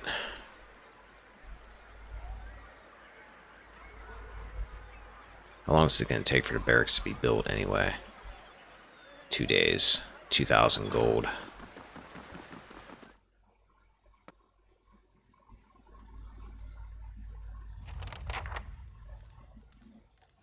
Ah, you must be the gentleman I'm looking for. A free, harassing thug, harassing thug, harassing thug, and harassing thug. Yeah. Good day, stranger. Avery wears a defiant expression and a sturdy yet battered suit of armor. She seems to bear each scratch and ding with pride. You don't look like one of the knights. Can I help you with something? Who are you? I'm Avery, a lieutenant with the Dozens. She taps her dented breastplate. We're the last fighting force in the Defiance Bay that remembers what it means to be Deerwooden. And unfortunately, I'm the only one who seems to care about the way May is squeezing locals. I'm here about the trouble at the Salty Mast. Ordinary kith are angry, and they should be with that crooked I hate this word. Maua, toting up to the nobles. She sneers. She's using the tragedy of Widewind's legacy to line her pockets. She's no better than the Adiran overlords who drove out 200 years ago. People around here know you to be an honest broker. May has made it so only the rich can afford her establishment, yet she sits in the poorest district of Defiance Bay. How's that fair? We've taken matters into our own hands, but she's a real criminal here. Why don't you tell her to back down?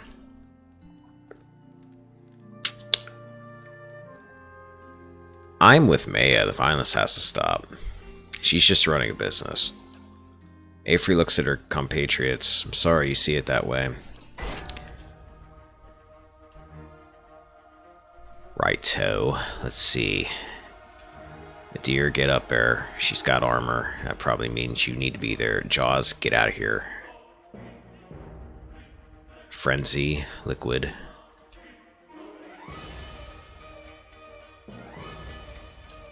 Wonder if I could let off a quick fireball. Try it. Kana, you just start shooting people for the moment. Sagani, where's Itamaka at? Itamaka, get up here. Sagani, you can just start shooting people for the moment. Durance, Armor of Faith. Okay, Sagani, mark for death this harassing bug.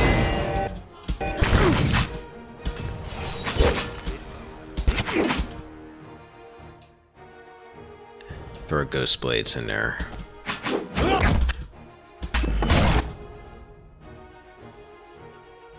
Durance, what do you got going on you could do here? Oh, Pillar of Faith. Lavaru beyond sea.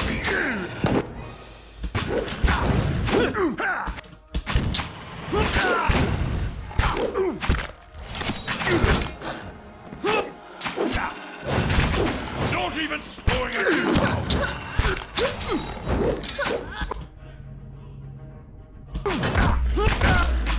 Can't get a good shot on this. Sagani, who are you hitting? Excuse me.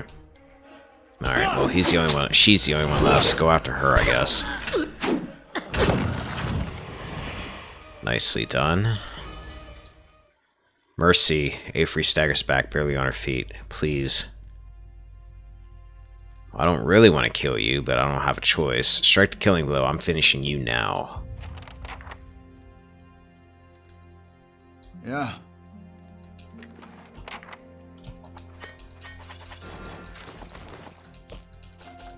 And I'll take all your gold while I'm at it. Yeah. Like, all you had to do is not be violent. Jeez.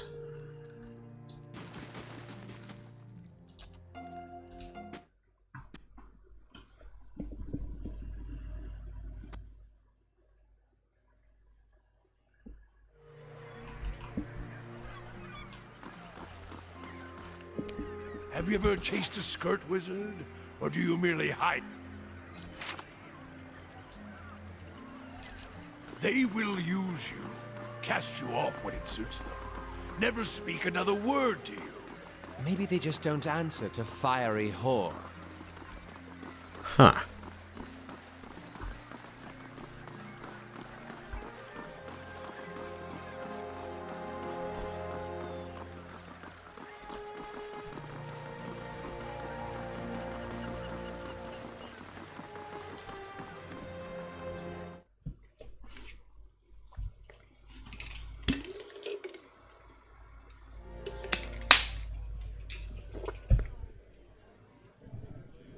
Right. Hey, the thugs are dead. Good day, stranger. Found a ringleader. She won't bother you or anyone else anymore. Maya smiles, revealing rows of large, dagger-sharp teeth. That's news worth celebrating. Take some coppers and enjoy yourself. Her smile widens. And should you choose to have your fun here, enjoy my special discount. If you need some rest, the room is yours for free. 600 copper. Sagani raises one eyebrow. Someone's giving you the talk, right? Because Kalu's the one who handles it with our children. But if no one's ever explained it to you...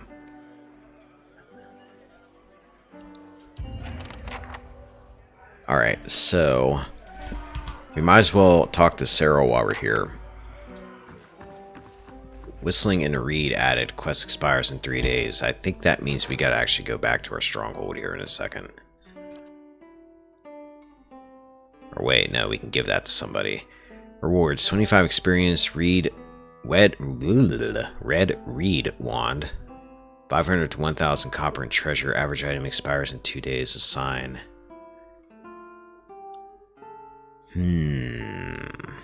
I don't have any party members other than my mercenary at the stronghold. So I guess I'm gonna let her do that.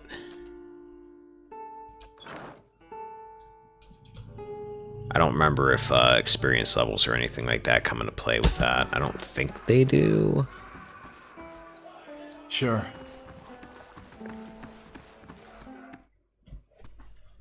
Trying to remember if there's a way to get to Cyril without actually buying time with her, but I think I'm probably gonna have to.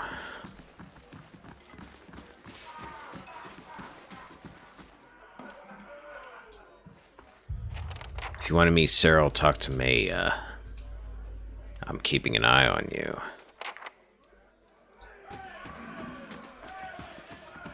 I'm gonna try something that might not work. Actually, I know it won't work. Never mind. Just gonna try to sneak past him with Sagani, but they'll notice her because she's gonna be passing right between them. So I'll pay for her time, I suppose, which is gonna be 500 coins. Gods keep you. I'm here for some quiet time. What can you tell me about Cyril? Okay, you told me that already. I'd like a night with Cyril. You'll find her quarters upstairs. She lays a large hand on your shoulder. Don't mind the burly fellows at her door. They're just there to make sure everyone has a good time.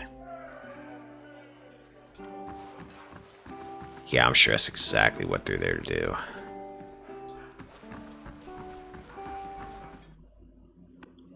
You may hear Ruger snoring behind me if you hear any weird sounds coming up on the mic. He does that sometimes. He is my large dog.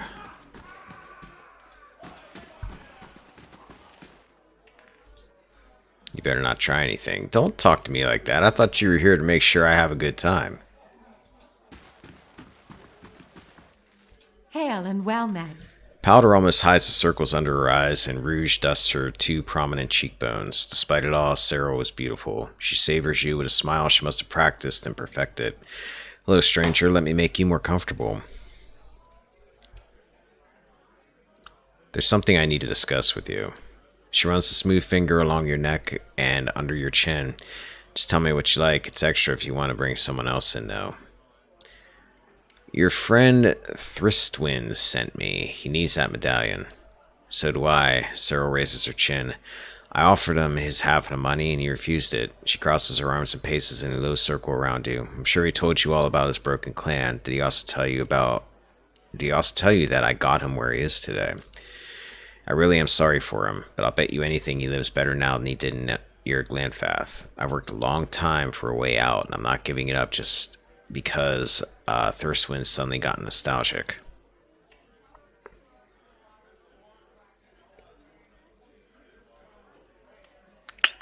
Looks like I got one option.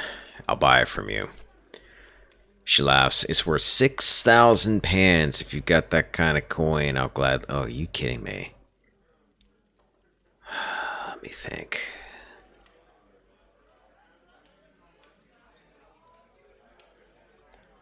I don't suppose I could somehow have an option if I, like,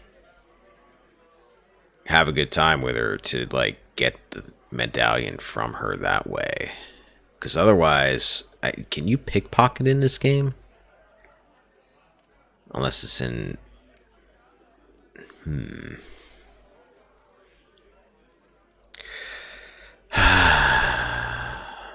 Turn away, Jaws. Let's forget about the medallion. I'd like you to help me find something else. Her shoulders relax and kiddish smile returns. That's the spirit.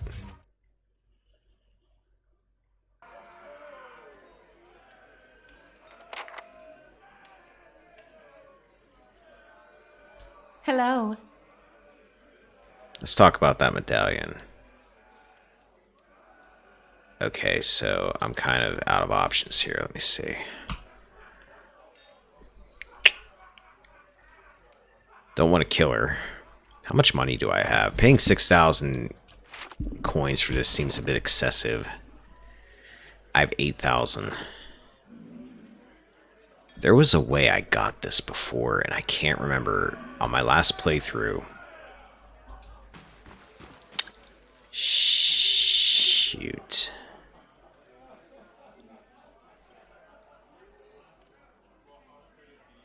You know what? Wait a minute.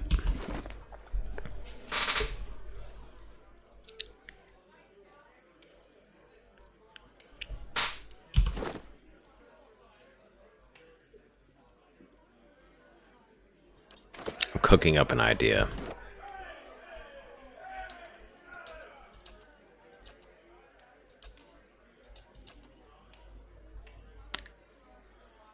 Durance has 18 resolve. I don't suppose he can talk to her and pass a resolve check. It probably has to be me, doesn't it?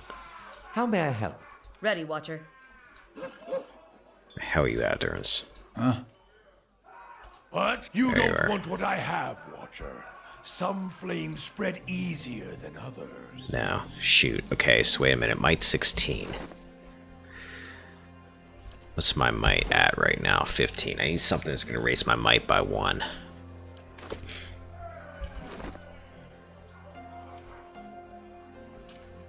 I probably have a consumable that'll do that.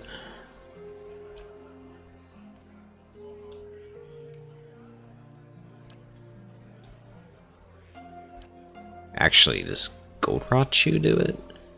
Plus 3 might for 600 seconds. Okay. I have an idea.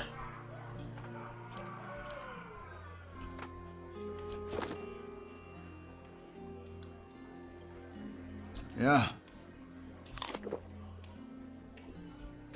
Welcome. One way or another, you'll give me that medallion. Cyril's eyes dart to the door. Ooh. Stay quiet. You hear her muffled cries under your hand and feel the warm, shallow gasps of her breath as she struggles. Finally, she yanks a long cord out of her bodice. A carved Adra medallion hangs on the end. Thanks. Yeah. Now let's get the hell out of here before we get attacked.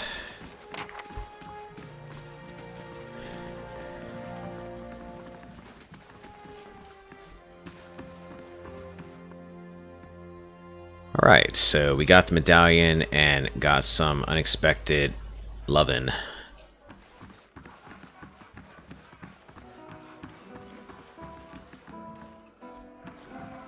You're just a patron.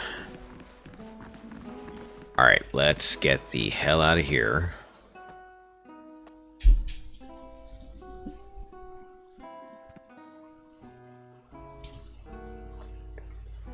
Where was that guy at?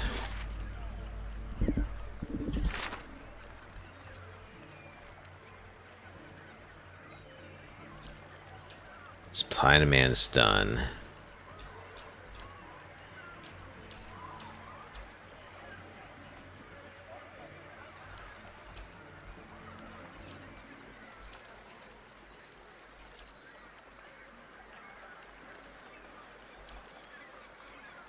Here we go. Brackenberry Inn. He and a prostitute named... Okay, so I could go back to Brackenberry real quick. He may have returned a drunk or an invalid. Maybe. But the search for Persock is just as important as what I find. Is that right? And what if you return empty-handed, huh?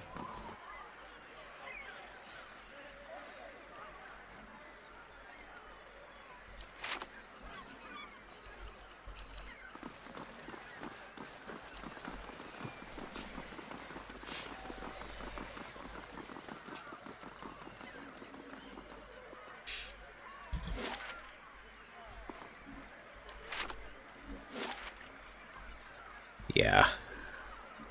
I'm gonna turn that in real quick.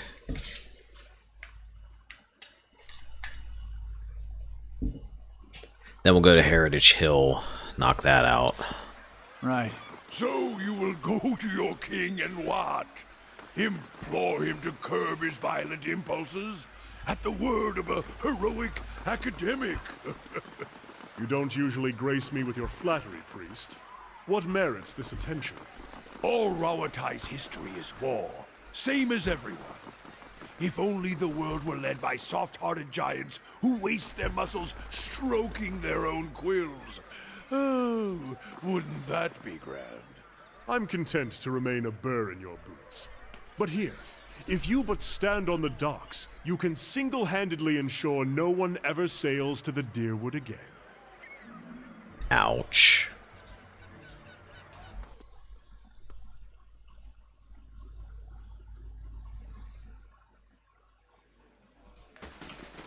Here you are. Well met, friend. Fancy Elf Eyes, you and your pack, did you do it? Did you get the medallion from Sorrel? Yeah, and boy, was it a time. In more ways than one. Thurston's eyes are as wide and round as artifact in his hands. You've given my people a gift we couldn't possibly repay. I'll do the best I can, though. He shoves a bag of coin into your hands. This is everything I have. Take it, please. Thank you. You'll always be an honored guest among the Shattering Spear. Farewell. He hurries out of the inn, his fancy cloak dragging on the floor. Ooh, I got 2,000 copper for that. So I got the 500 back, then some.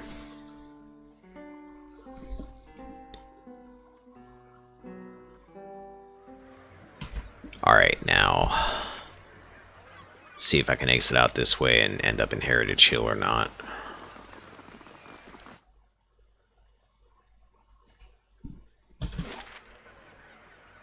I can.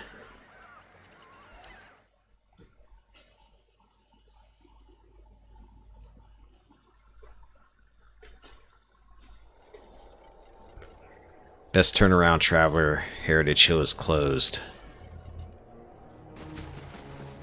Why? I don't relish the thought of you populating the hill with more of those things. Good day to you. Guard holds up a palm. Sorry, but this district is closed by order of the Duke himself. What's going on in there? Both guards look at each other. Look, even if I were allowed to tell you, I don't rightly know. All I can say is whatever it is, started about 2 months ago. The guards that closed the gate talk of something unnatural still wakes them in the middle of the night. I don't want to know any more than that. How do I get inside? Trust me, you don't want to. Guard shrugs, but if you really set on seeing this for yourself, I suppose you'd have to get permission from Wyla to keep it first fires. Farewell. I don't remember this. Or maybe I do, vaguely. Alright, well, we're not worrying about Heritage Hill right this second then, first fires.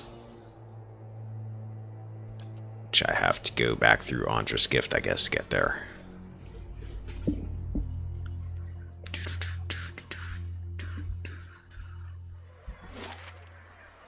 You've All right. been on your own for 5 years, I've had Itamar. but you can't talk to him. My standards changed around year 2. Huh?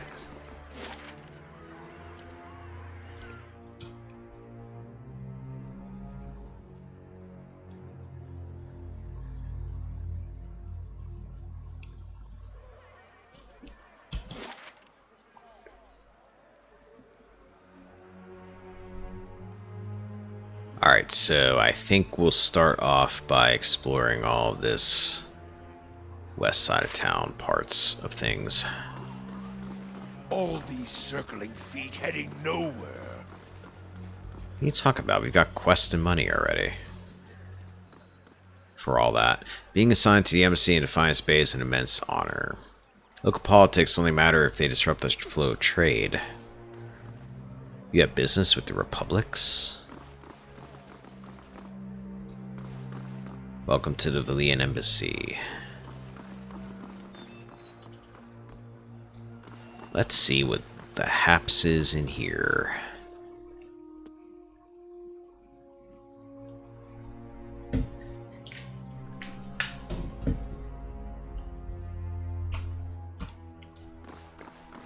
I could take this for free. It's, say, another book. How'll do. Good day to you.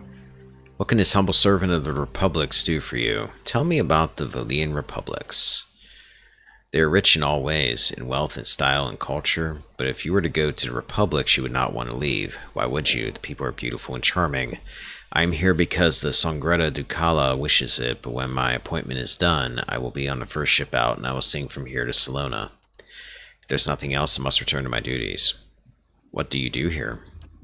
As a Valian ambassador, my job is to ensure trade with the Deerwood As the Valian ambassador, my job is to ensure trade with the Deerwood remains strong and profitable.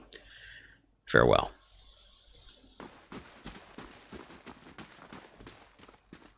The Republics will more than welcome any of the finest base animasters if animacy were to be banned. What passes for Valian cuisine in this city is pathetic. Oh, you have a lot of money, and you got way too many people around it.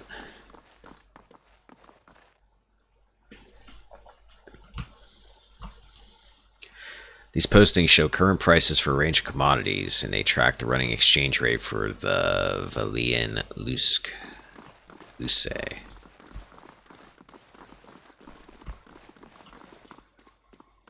Being assigned to an embassy in Defiance Bay is an immense honor. Local politics only matter if they disrupt the flow of trade.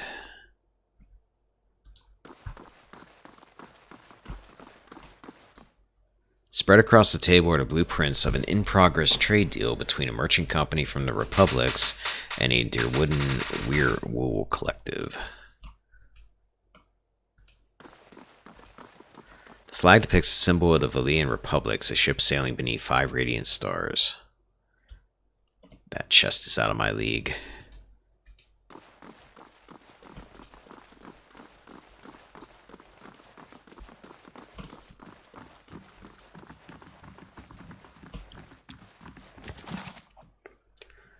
Selected correspondences of gift bringer Iden. Hold on to that. And that one's out of my league. Alright, so I must have to come back here later for something, because there's seemingly nothing going on here.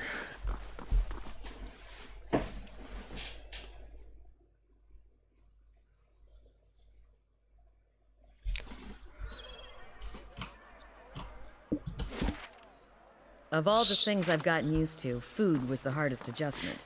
I quite agree. Deerwoodens oversalt everything and drown it in sauce. And they burn out all the flavor. Nothing like a raw deer flank. Can't trade agreement with Fleetbreaker Castle fell through. Need to come up with something about supplies. Excuse me. Republics will more than welcome any of the Defiance Bay's animasters if animaster would be banned. You said that. Somebody else said that. Crucible Knights weren't always soldiers. They used to be blacksmiths. Joining the Crucible Knights is a high honor.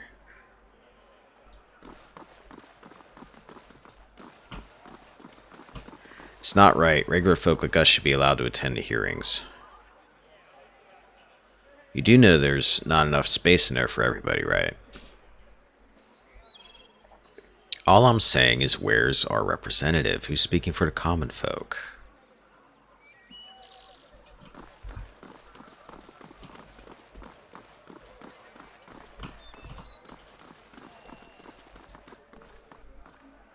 Animacy isn't the problem, it's the solution to all our ills. There's no shortage of game in the wilderness, you do well there. You're a Kickstarter, I believe, yes.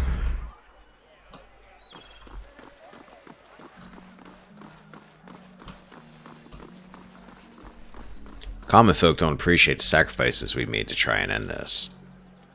If you need an inn for the night, Goose and Fox has the softest beds and the best ale.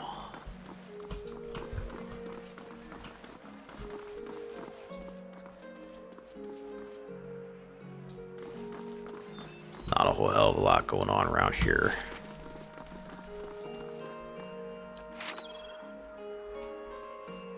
Won't be long before we're a formal knighthood. House Dominal still thinks it's the law in this city. Yeah, I might as well go in here. I think it's probably a side door to this main keep area thingy. Let me take a look at my phone real quick while I'm waiting.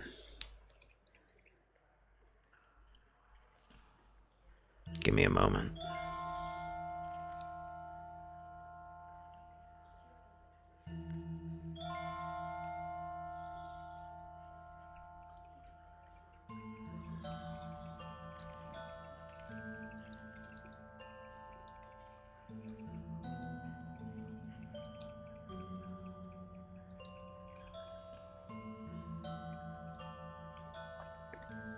All right.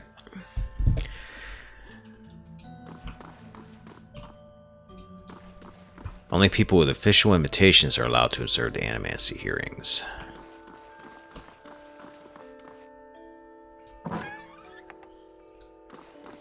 Hello.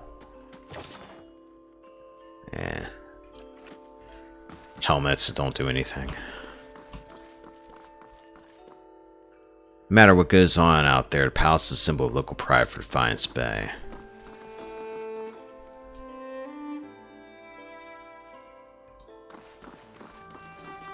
Welcome to the Ducal Palace. The young woman wears a simple but well-tailored uniform. She watches the comings and goings around her with quiet attention. Any news to share, or are you just here to see the Ducal Palace? What's the Ducal Palace?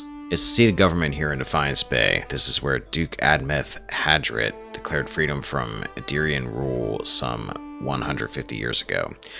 She lowers her voice and grins. It's also a hotbed of regional politics. Trust me, the gossip here beats what you'll find in any tavern or brothel in the city. Ah, Deerwood politics. It changes too quickly to be worth keeping up with. Better to strike up conversation in the taverns and try to loiter inconspicuously in the palace corridors. And one of my dogs is now dreaming, so if you hear any light barking, that's what that is.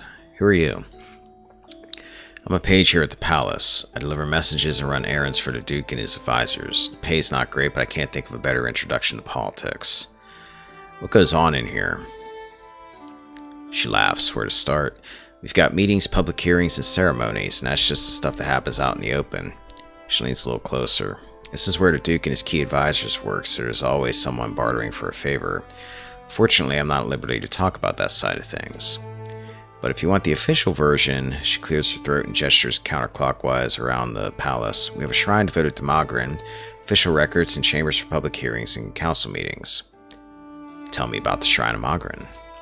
It's a symbol of Magrin's protection of Defiance Bay. She's represented the revolutionary spirit of the Deerwood ever since independence, and her involvement in creating the Godhammer bomb only affirmed her importance to us. She scratches her neck. It's also where the first of the sacred fires burn, but Figra, the tranquil Arden, has had trouble keeping them lit. What kind of records are stored here? Mostly dull official stuff. Census counts, tax records, militia registers. Now I keep my distance. I got curious one day and got drafted into reshelving half of the records. She yawns. Worst day of my life. Is there a hearing going on right now? Sure is. Duke Avar has been meeting with some of the city leaders for weeks now, trying to figure out how to address the legacy. The whole business is terribly secret, though. I tried to sit in the gallery during my lunch break one day and got turned away. She sniffs. But a lot of the talk concerns animancy, so there's good reason they're keeping the meetings behind closed doors. The legacy? Weidman's legacy. That's what a lot of people call the Rash of Hollowborn. The theory goes as punishment for meddling in animancy. Why is animancy so controversial? She laughs. Where to begin? Traditionalists think it's a crime against the gods. There's no question that poking around in souls is risky, but the more progressive elements believe it's our only shot at restoring healthy births. And it doesn't help matters that animancy research often involves old Angwithan relics that were illegally looted from ruins in Ir Glanfath. She makes a quick, twitching motion with her index and middle fingers. What are Hollowborn? She raises an eyebrow. You really are fresh from the road. Hollowborn are children born without souls. They often don't live for very long, and those that do have generally received some kind of treatment from the animancers. So what do you think about animancy? Me.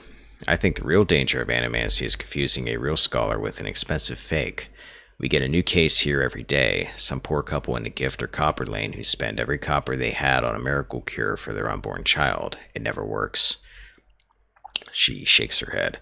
Breaks your heart, but there's usually nothing we can do for them. I see. Anyway, legacy is what the politicians have been whispering about lately. I'd like to ask about something else. Tell me about the current Duke. That would be Avar Wolfgren. Don't let the title fool you, though. Our Dukes have been elected since independence. Some find Duke Avar rather coarse. He's a frontier noble. Personally, I think a rough and tumble type is just what Defiance Bay needs. Goodbye.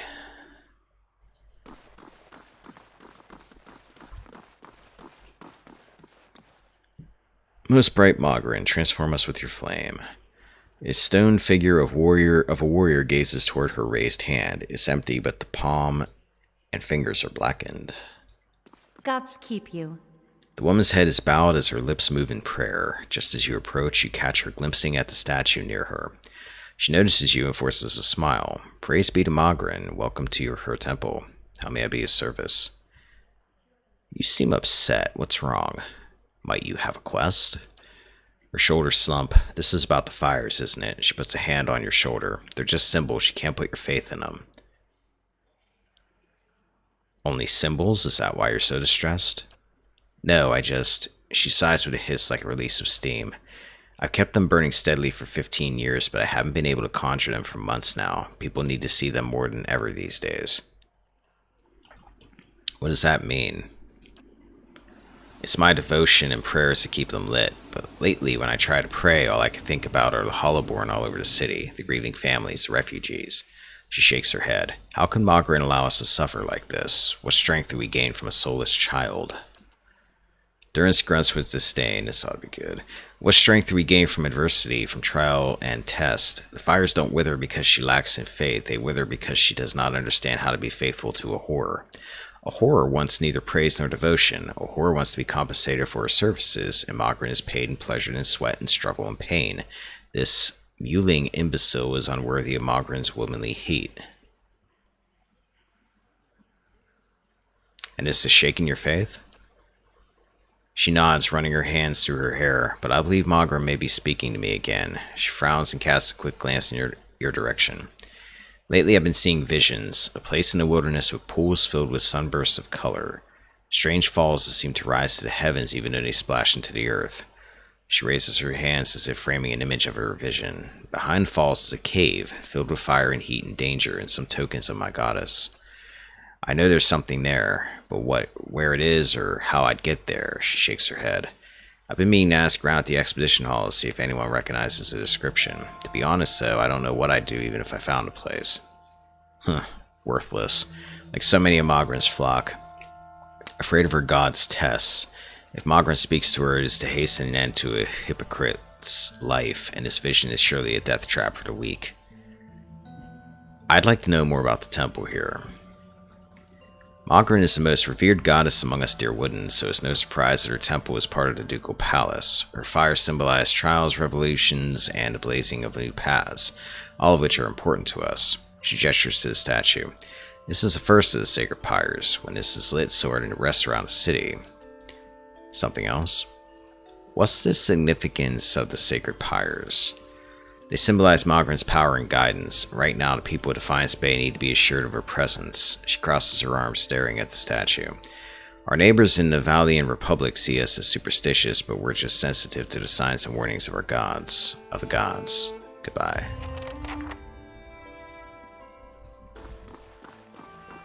Alright, she did in fact have another quest.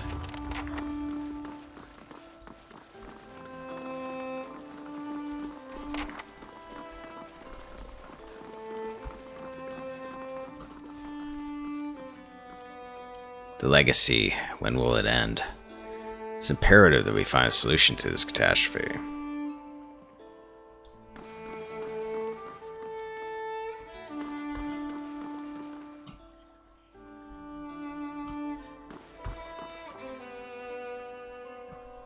Let's save it, this office looks important.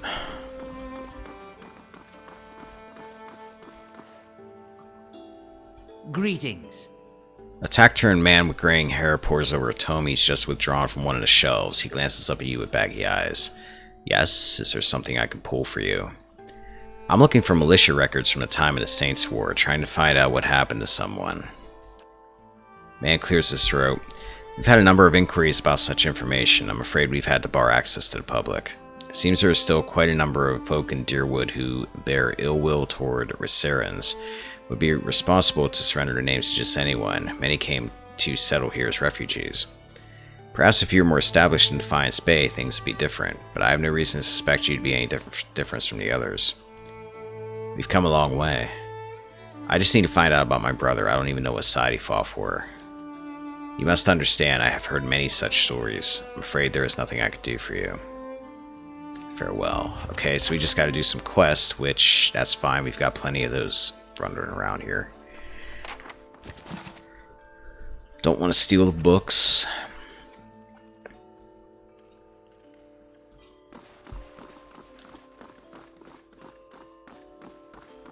And we can't do anything there because we're not allowed in there.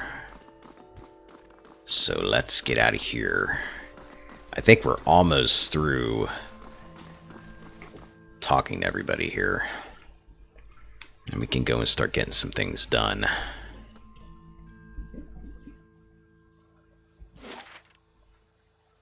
Yeah, we're done through the Ducal Palace. Alright, let's head south then. Unless there's somebody over here.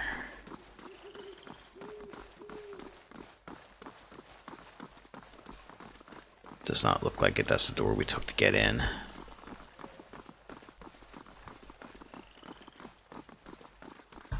And make sure there's nobody this way.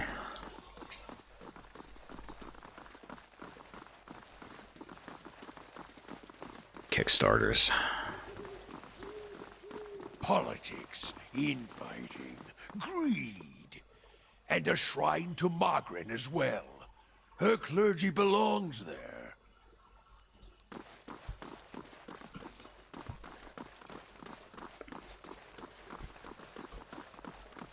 Stones of this ancient tower have been blackened by centuries-old fires, surrounded by a patch of wildflowers. It looks like a memorial.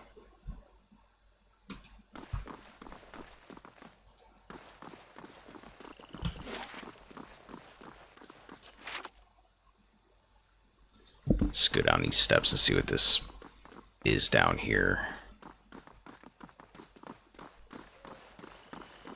This would be the temple Merwald spoke of, or what remains of it. Oh, this is the main quest. Praise to the to the exiled queen. Excuse the hell out May of me. her crown be restored and her justice prevail. Come to pay your respects to the queen that was. A ghost hovers in the middle of the ruin, reciting blessings and prayers. Even as the spirit's form shifts and swirls, it retains the face of an elderly man in robes that mark wealth and status. It turns to you. Who are you? Lord Ardwellan Rugfold III, and pleased to make your acquaintance. I came to the Deerwood on one of the first ships from Adia, and unlike the yokels and hut dwellers around here, I still keep to the old ways. Well, aren't you special? It's truly a pity to see what the locals have done to Wadika's house of worship. I was told I'd find a temple of Wadika here. And so you did. These savage colonists may have burned it down, but worship of the Oathbinder is alive and well. These stairs lead to the main sanctum. What stairs? These stairs, of course. The sanctum was always below ground, adjacent to the catacombs, so it wasn't destroyed by the fires. Tell me where I'd find an entrance to these catacombs. There are various entrances throughout Defiance Bay, but I dare say the easiest to reach is in Copper Lane. I haven't been to that part of town in ages, but as I recall, it's somewhere near the southern gate. So in other words, we get in by going through the catacombs, I'm guessing. What are you doing? Worshipping Wudika, the exiled queen and Oathbinder. I come every day to offer my devotion. I'd love nothing more than to book passage back to Adia, but it is my Emperor's wish that I serve in these barbaric lands. And so I do. I'd like to know more about Wodika, who I've been mispronouncing as Wodika this whole time. A queen among the gods. She oversees laws and oaths. Everything has a rightful place, and Wodika watches over them all. Of course, not everyone accepts this. Even among the other gods, her authority is questioned.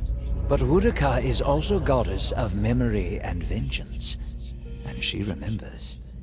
She'll remember every slight and trespass when she reclaims her throne. You know you're a ghost, right? I beg your pardon? Is this some sort of joke where you come from? I'm serious. Look at yourself. A madhouse. That's what this town really needs. Goodbye.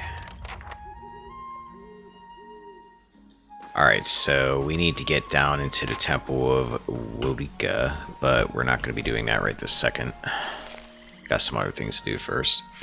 Weeds grow thick and full and troubled by the passage of Kith.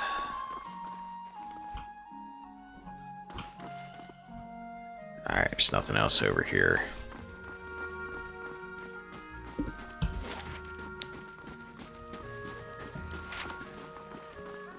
What about over here? Is there anything? There's a Justicar. Only the best soldiers get to patrol the palace. We're the greatest fighting force in all of Deerwood.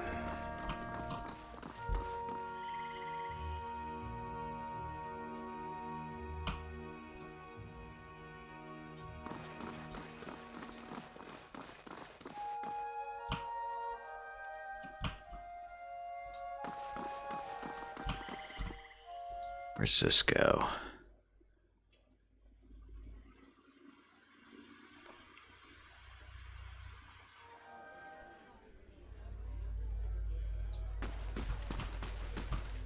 What business brings you to the keep? Well met, friend.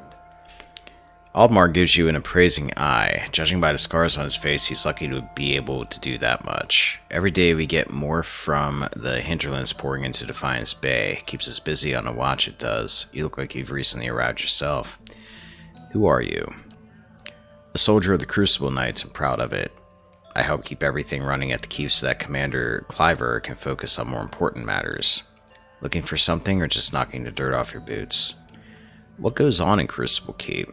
This is the headquarters of the Crucible Knights, so it's where we store arms and armor, as well as where many of our soldiers bunk. Commander Cliver is in the back making plans as usual. He scratches a scarred cheek. You'll find a forge at the west end of the building along with our mastersmith Dunstan. There's also a shrine to the Golem if you're the praying type. Tell me about the Crucible Knights. We're the defenders of Defiance Bay. We're not exactly a formal knighthood, but don't tell Commander Cliver I said that. He grins. We were the first organized militia to oppose Adiran rule, and today we're the largest force in the city. Our soldiers undergo years of combat training, and our officers are required to have their souls read by that critter out in Dunweird Row.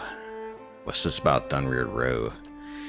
Just a requirement of the Crucible Knights, so the higher-ups know there's nothing messy built in your soul's past. Aldmar widens his stance. Keeping the ranks pure is fine by me. I just wish they were more careful in hiring their ciphers. What's wrong with their ciphers? He shifts his weight and glances at the empty halls. They're mostly Orlans. I'm having a hell of a time reading today. I'm sure they're talented enough, but you just can't trust them. Hostility's in their nature, and they've learned to hide it over the years. He frowns and crosses his arms. All I'm saying is they should at least be supervised by other folk. That's reasonable enough, isn't it?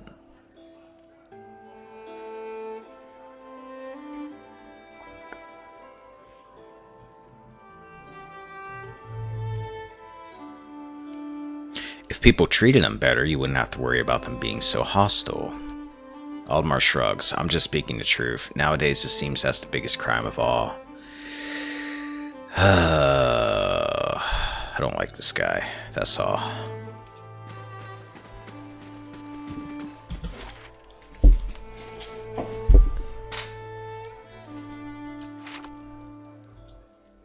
Dunstan is as gifted in armor as you'll find the entire city.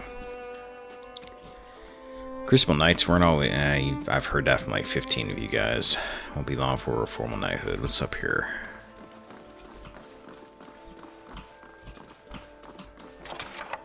Camping supplies. I don't need them anyway.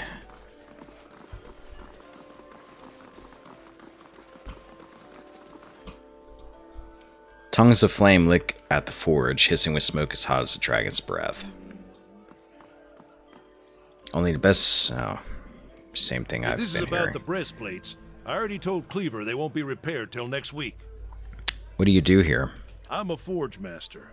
I'm a master smith for the Crucible Knights. But the way I see it, I'm also keeping up with our old traditions.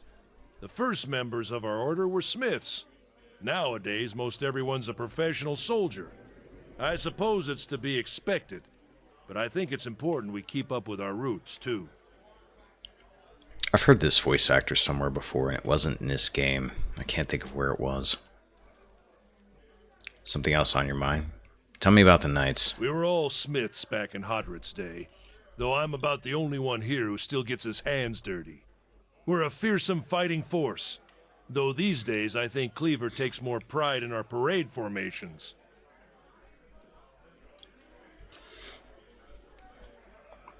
He thinks himself a progressive man, but he's obsessed with soul lineages and connections to the Deerwood's heroes of old. He picks up his hammer again. Other than Dunwood Rowe, who really knows about any of that, though? Goodbye.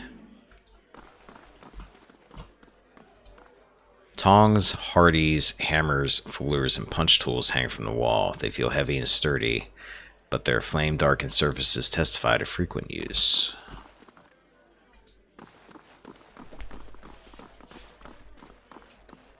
The blades are razor sharp. How do you do? The young novitate's armor is recently shined and his hair is clean and neatly combed. It's hard to believe he's ever seen battle, or that the scarred antique breastplate he wears could possibly be his. Are you looking for something? Does the name Osric sound familiar? He sniffs. If you've got any self-respect, you won't associate with him, or with any of his new friends at the Expedition Hall for that matter. Scamps and delinquents, a lot of them. What's the story between you two? Osric has always held some controversial opinions, but they went overlooked for the longest time because his family has such an extensive history of service in the Crucible Knights. He frowns and crosses his arms. He finally went too far. He had the gall to suggest that we had strayed too far from our roots and that some of our officers were beginning to resemble Adir nobility. He rubs a spot on his bracer with a silk handkerchief.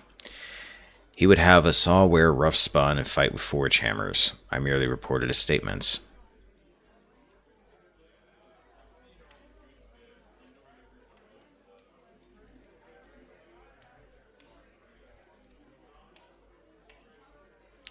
That history made the Knights what they are now. You can't just cast it aside. We've outgrown that past. He waves a shining gauntlet. Sometimes you need to move on. Sagani frowns. Outgrown it like an old sealskin coat. You adapt with the time, sure, but that's a bit naive. He says your affidavit is a forgery.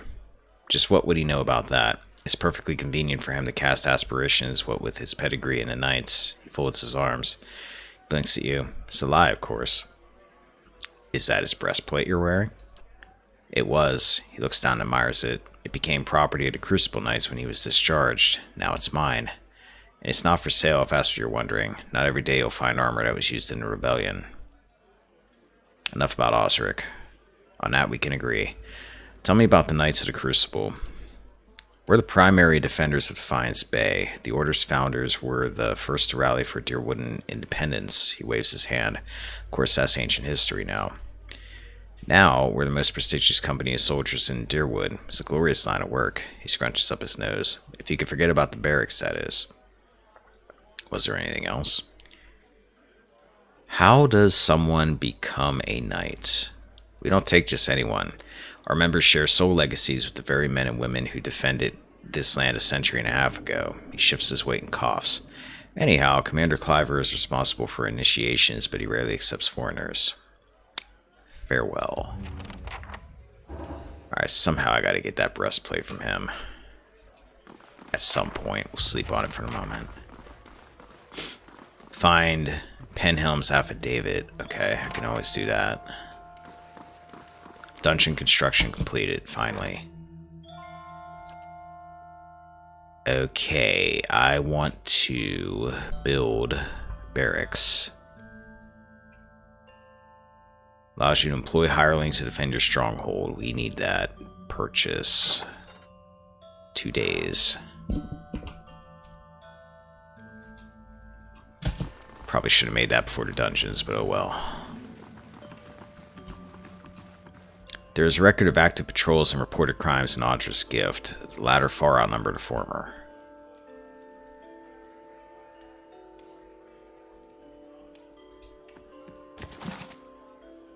Penhelm's affidavit. Look what I found.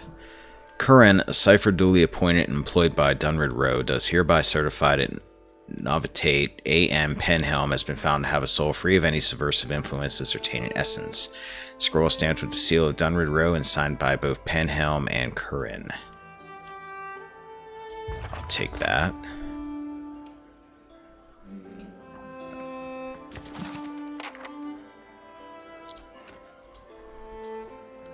Can't get into that chest because it's... Oh no, I can't get into that chest. This stubborn bastard. Anything neat in here? Ramhorn helm and leather armor. Oh, I got some experience out of it anyway.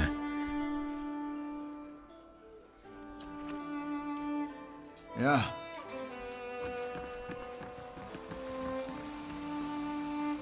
Ready, Watcher.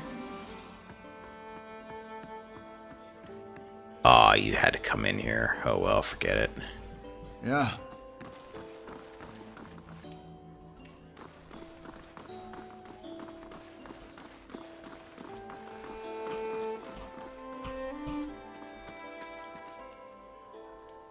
You guys are just gonna say the same thing you've all been saying. Let's see what Wyla has to say.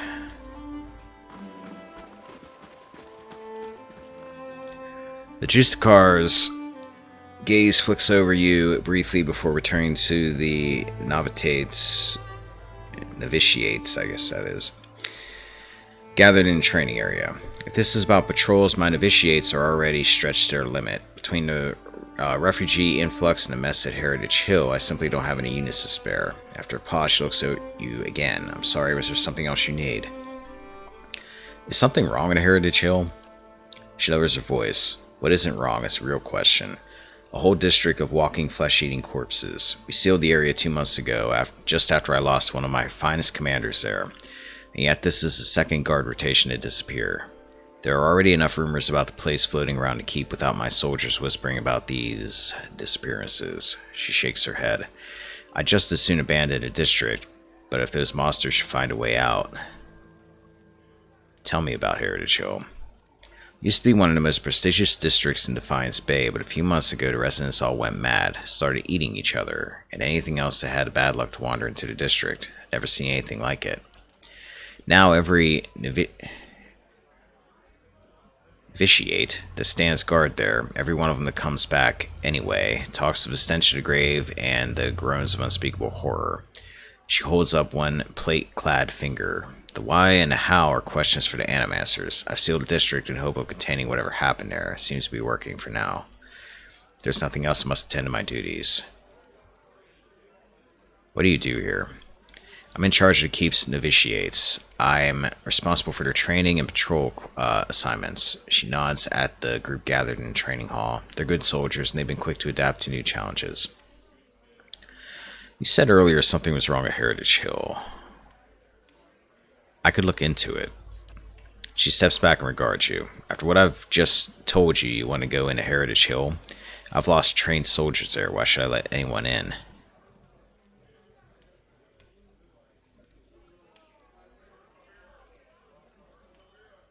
If people are disappearing, someone's got to figure out what's happening to them. If you're so eager to rush to your death, I won't stop you. She quietly looks on at the novitiates. And if you're somehow able to put a stop to this...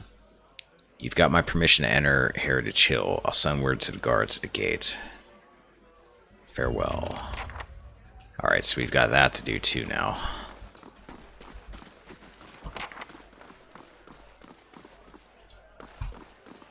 This, I think, was just the entrance hall, right? We've been through here. Yeah, that's that Aldmar guy. It's a very big place.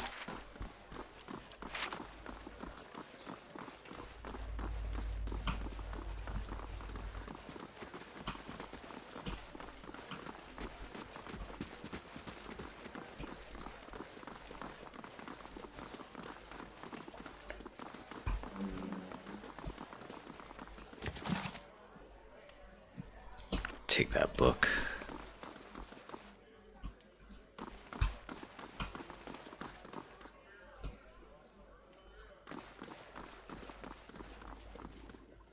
This is a symbol of Abiddon, a colossal smithing hammer imposed over a circular gear. It's smooth and bright with buffing oils. Nothing on an altar. Which makes me think I'll be putting something on the altar at some point.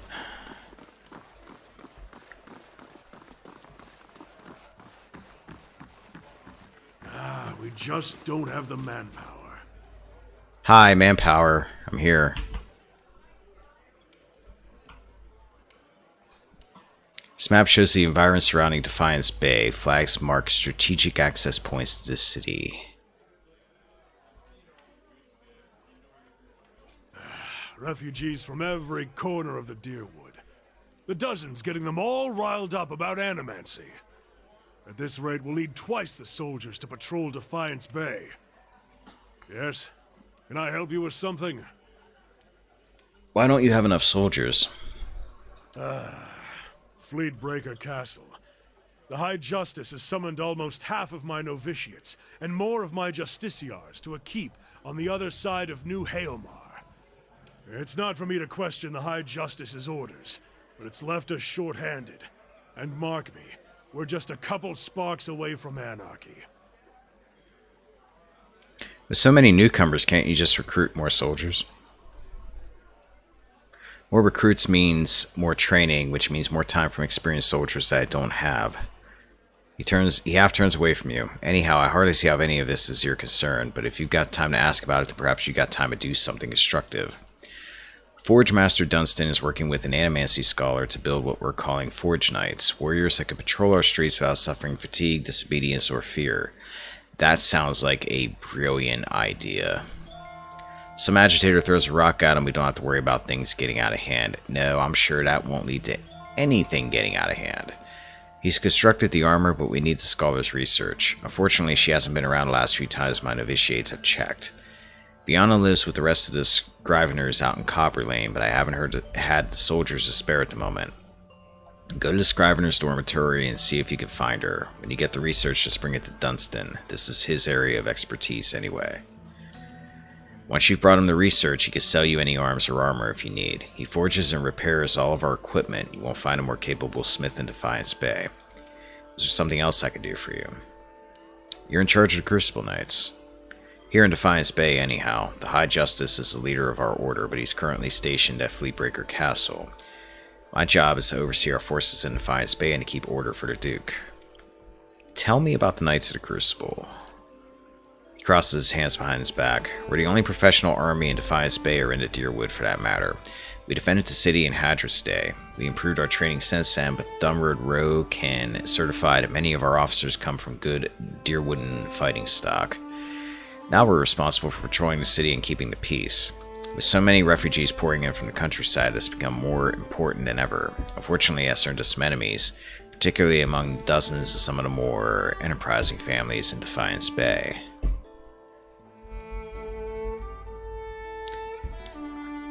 I think the Knights are who I went with before, too, on my other playthrough that I never finished. What do the dozens have against you? He snorts. They're demagogues and troublemakers. They forget that Defiance Bay is one of the largest cities in the world and not some frontier outpost. Most of them are mercenaries on a good day and street thugs the rest of the time. Needless to say, they have no patience for law and order. Tell me about these enterprising families. House Dominal, namely. They're one of the city's oldest noble families and its largest criminal organization. Their patriarch, Gedmar, has been trying to take advantage of the turmoil to expand his operations. We've kept on top of him, and he hasn't been too happy about that. I see. Is there something else I could do for you? Goodbye. Okay, so we got that to do.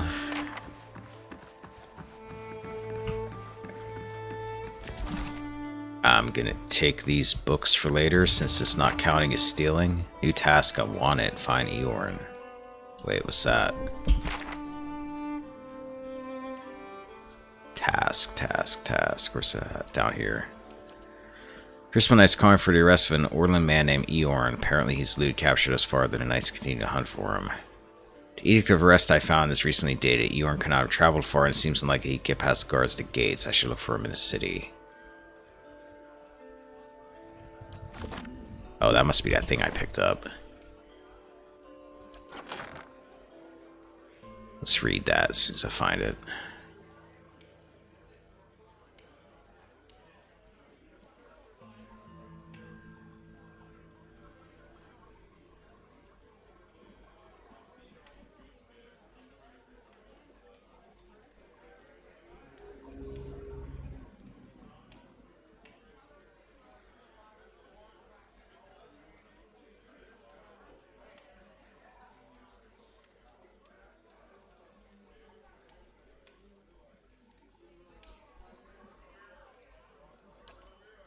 Maybe I picked it up. Must have picked it up. It's one of these notes.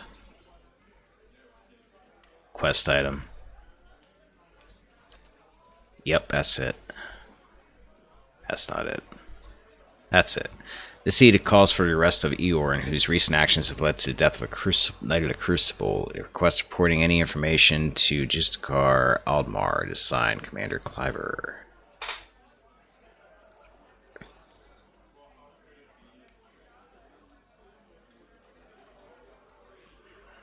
Yeah, a little bit I've seen in the Dominals make them seem like they're kind of not the kind of people I'm definitely going to be helping.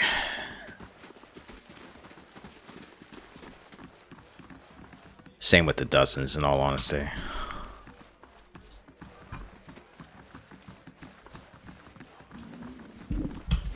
I think that might be the last major place I got in the city to check out before I start doing a bunch of quests. Maybe.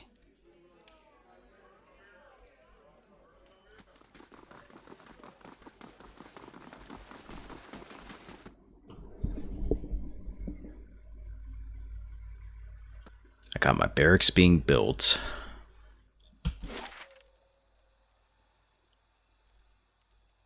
Yeah, we just need to swing up this way, and I probably not anything up this way.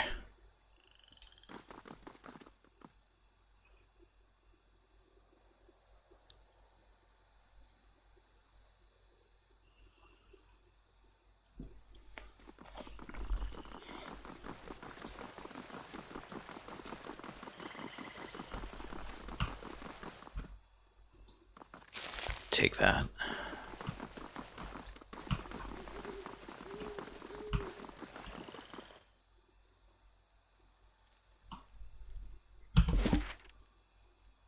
Alright, that looks like that's it. We have all these quests to look into. We have all these tasks to look into.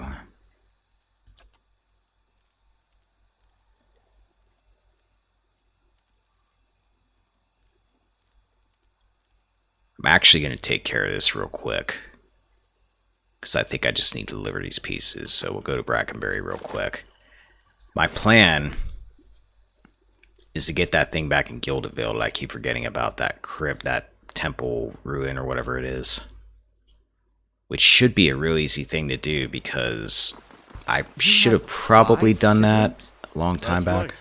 Between the 6 of us, I don't think the house has known a single day's quiet. Of course, a little chaos makes it far easier to get away with mischief. Yes, I can imagine that comes in handy.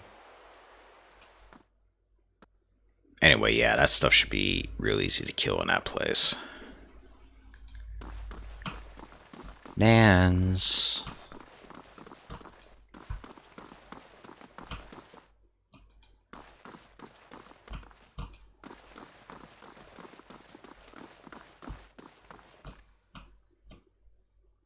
Nance might be downstairs.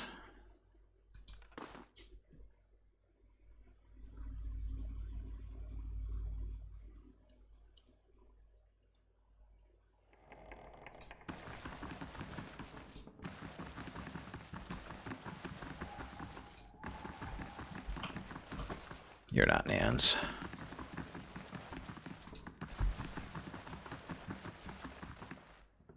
You're not Nans.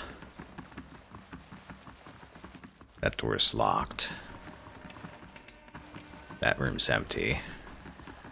And I can't get in there, so I'm guessing Nance is actually upstairs.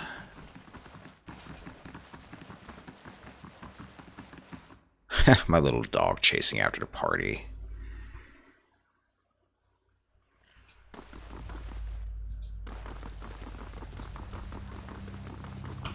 Oh, here's Nance. Welcome. I wonder if I missed her before. An elderly woman peruses the shelves with a quickness and energy to belie her age. I'm afraid I don't practice anymore, child. Too busy with my research. What do you do here? I'm an animancer. Used to venture on all kinds of underfunded and ill-fated trips out of the expedition hall when I was your age, but lately I've found research better suited to my current pace. She pats a creaky knee and laughs. Nance regards you with bright, intelligent eyes. Can I help you with something else? I'd like to know more about Sanitarium. It's the official center of animancy in Defiance Bay, founded in 2729. Before you get saucy, no, I wasn't around at that time. It was built to treat ailments of the mind and soul. Important sort of place to have in a growing city, and its construction marked the end of the animancy slowdown that followed the Bale Reach accident. Bale Reach accident. She shakes her head. Terrible setback for the discipline. A researcher working outside the Bale Marsh shattered the souls of a dozen volunteers. Her voice lowers to a growl. Of course, we'll never know exactly what went wrong because the mob tore him to pieces. This mishap bears some of the blame for the slower pace of research in the 2.5 decades that followed, but it also helped concentrate practicing animancers here in Defiance Bay. Imitel sent me. He said you'd be interested in these scepter pieces we found. That chatty old fishwife's been blabbing about me, I see. She laughs and rolls her eyes. Never trust your secrets to a man with so much salt in his beard. Anyway, let's see what you've got. Nance examines the scepter, her eyes hooded with by crinkled flesh. Imital told you true. I'll buy this. Fortunately, a broken scepter isn't as valuable as he may have led you to believe. She steals a glance at your face, but her fingers tighten around the piece in her hands. I'll take it off you for 500. You seem a little too excited. What aren't you telling me? The corners of her mouth twitch upward. Sharper than Imital, I see. The truth is, I could repair the scepter. She runs her fingers along one of the patterned pieces. It's broken, sure enough, but the pieces themselves are in good condition. Just use super glue. Making it whole again is a matter of alchemy. Expensive alchemy. I'm telling you, super glue is not that expensive. I got to soak the broken ends in a fiend's blood compound to reconnect them. Never mind the embalming work to restore the enchantments. She eyes you. I could do it to the tune of 1,800 pounds. Oh, you want me to pay for you to put the scepter back together?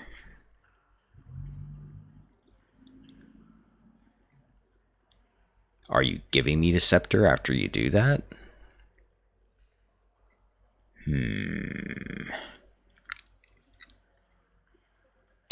Put the scepter back together. I expect you'll want to watch to see your money's put to good use. Better get comfortable then. She lays out an array of powders, potions, and other obscure ingredients on her desk. So I'm expecting to make a lot of money pretty soon with all these quests I got, so I ain't too worried about it. After what feels like hours, she returns to the main hall with you and presents the scepter. Looking at it, you'd never known it had been broken in the first place. This may be the finest work I've ever done, if I may say so. And thank you for giving me the opportunity. Examining a piece like this is a dream come true for someone in my field. She gazes at it wistfully. Take good care of it. I now have an Igwithan scepter in my inventory. Farewell.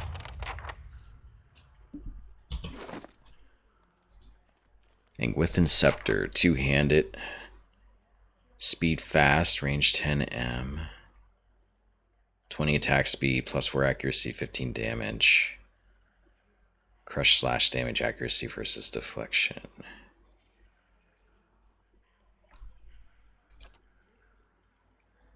You know, I should actually start enchanting some of my stuff. I forget you could actually do that in this game.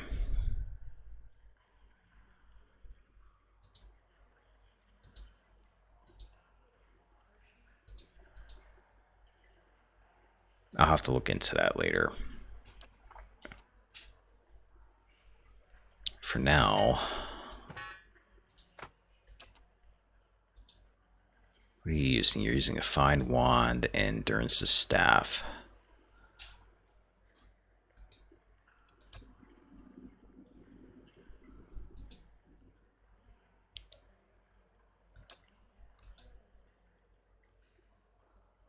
Plus 20 attack speed.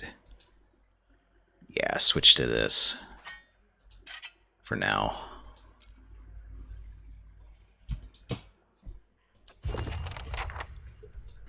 Alright, got that off our list of things to do.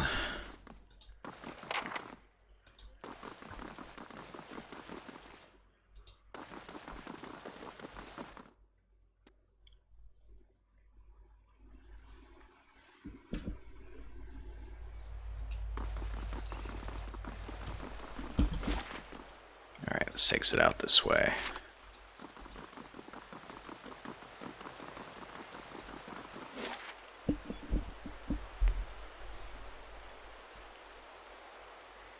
Now, let's head back to Gilded Vale.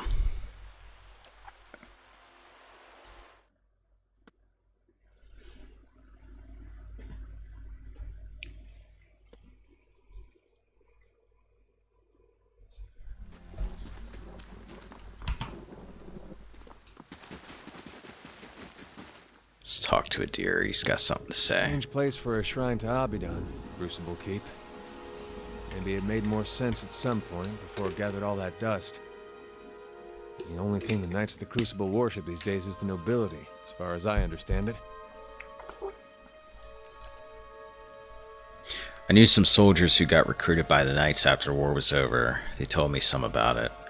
They get these young kids in there and they tell them all about blacksmithing and about the revolution and about tradition. Talk about the golem like he created the Crucible Knights in his forge to go win Deerwood's independence. Then they join, and it turns out that all any of those knights ever talks about is, when are we going to get recognized as a real knighthood? When are we getting our titles in our land? Their High Justice wants to be an earl, says it's Abidan's will. He's got a castle and an army. You wonder how long he'll wait before he starts a war over it, saying Abidan told him to.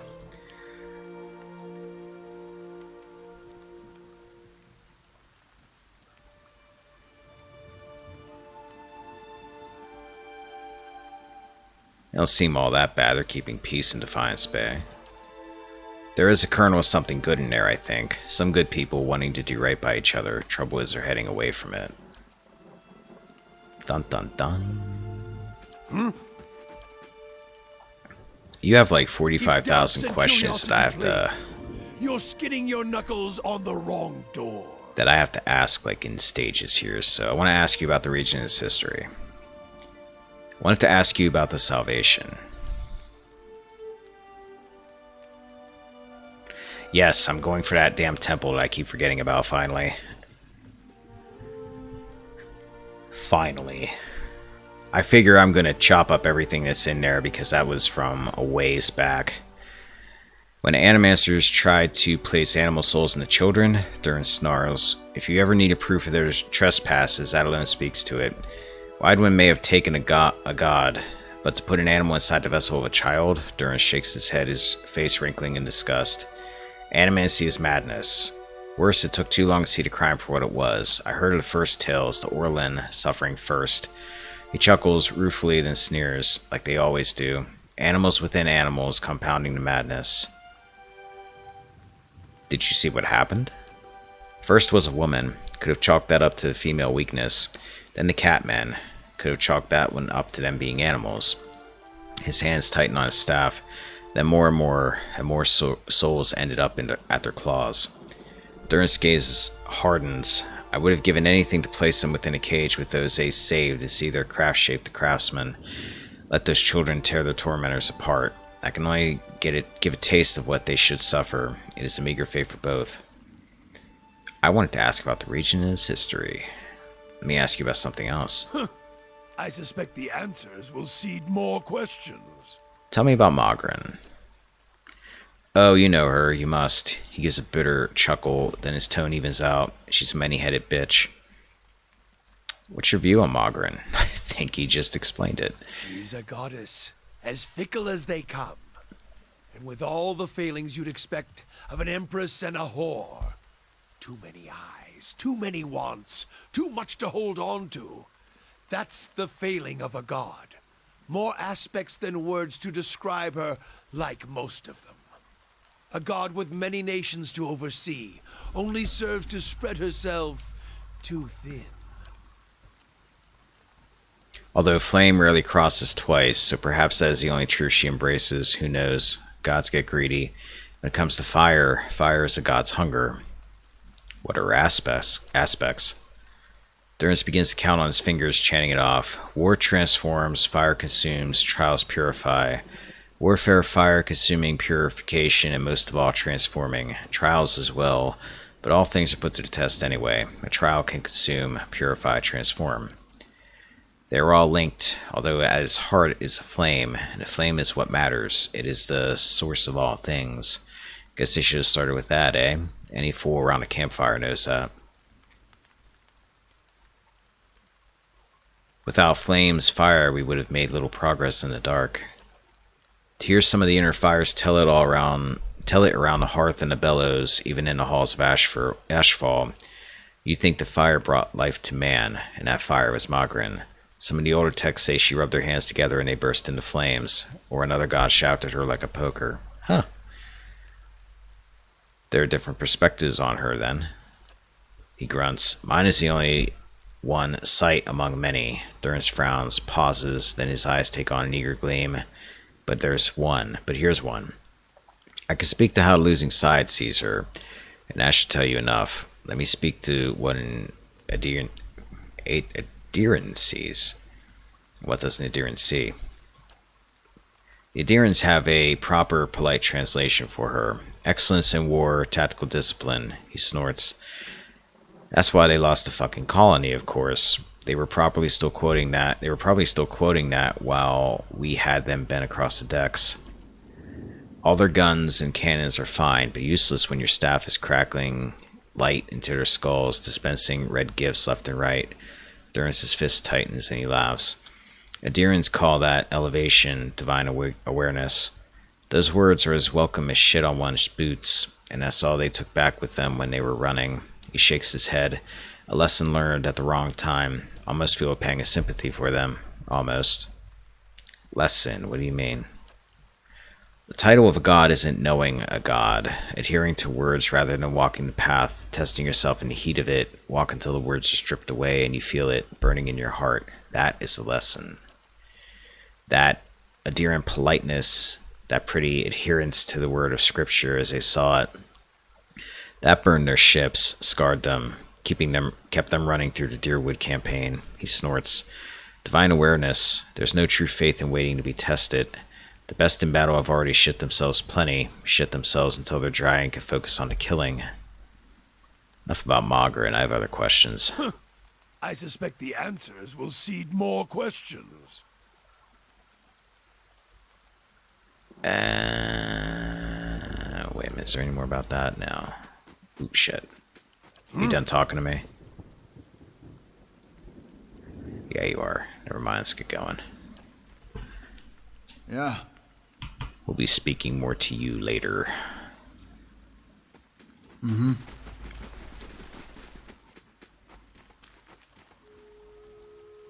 Alright, let's check out this temple, which is up over here somewhere.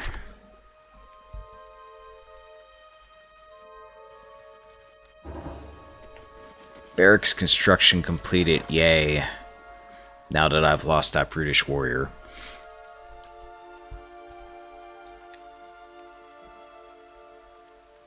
We got Bailey houses. I should probably get the wall done so I can keep thieves out. But I want to see if there's anything else really important I need here.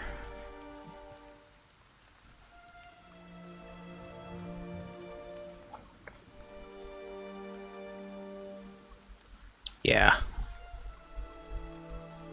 Let's get the Barbican, the western one. Purchase.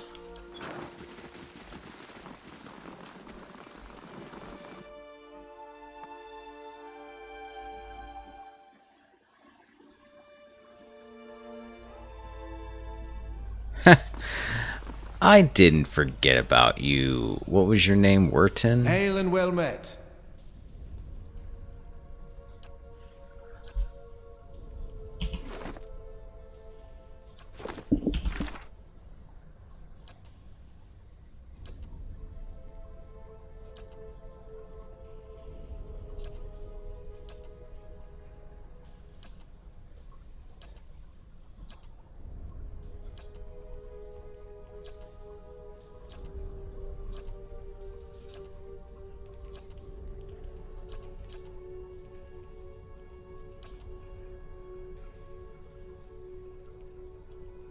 Inside a temple, I encountered a man named Wharton who wishes for me to search the ruins for the remains of Eothesian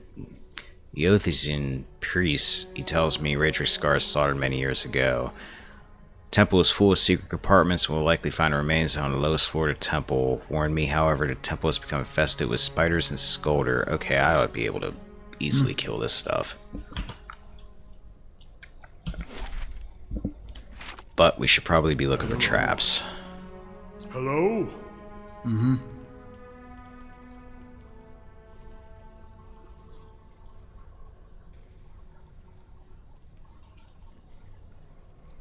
Three doors. Let's start with door number... 4 doors. Alright, let's start with door number 1.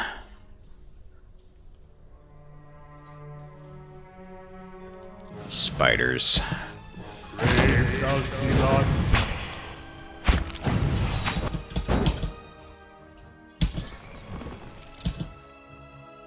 Yeah, we ain't done yet, guys.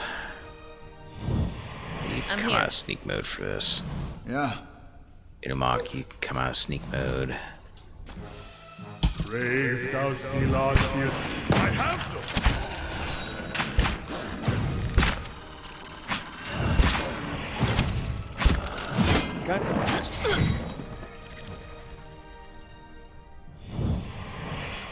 Pile of furniture is branded with scorch marks.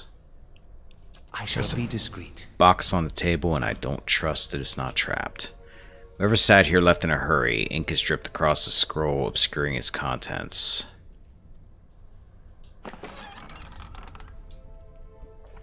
Mother, I have asked Brother Edric to carry this letter to you, for he travels to New Heomar come morning. With him goes what coin I have, and I hope it will ease the surprise of an unexpected homecoming, for I mean to follow in a few days' time. Our village is much changed, and though I do not wish for you to worry, I do not feel it is safe to remain. I know Rectrix Obrica will not approve, but the letter trails off here. Yeah.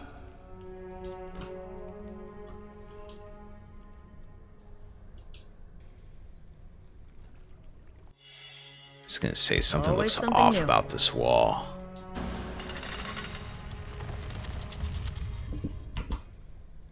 I'm gonna save it.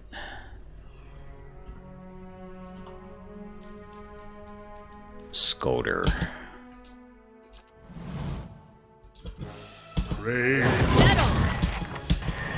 Oh yeah, we're gonna easily go through here. These collapsed stones are pocked with burrows and narrow crevices. Claw marks and dung mark the passage of beasts.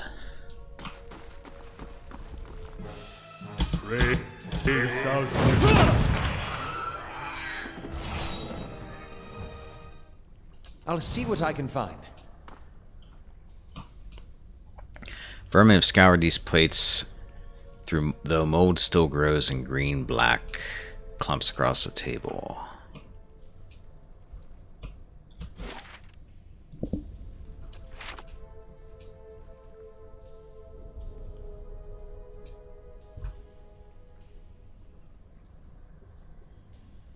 Ready, Watcher. Got an arrow for this one.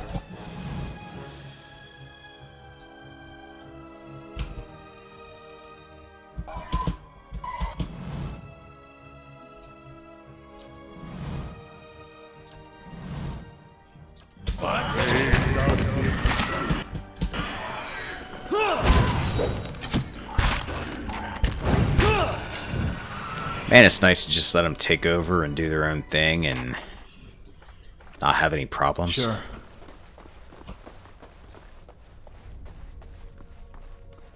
To his grace, I write to implore. The rest of his letter is crossed out in several places and then abandoned altogether.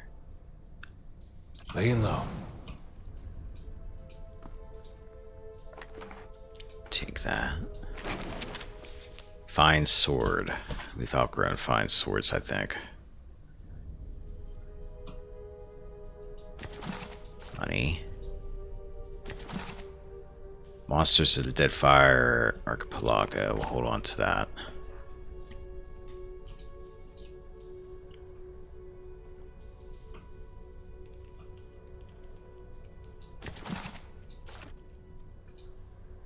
These prayer scrolls are coated in a thick layer of grime and dust.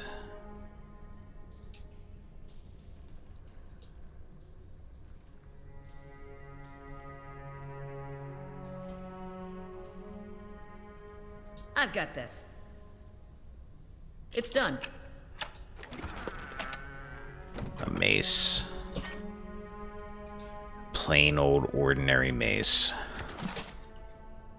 Great Western Song, Book of Verses.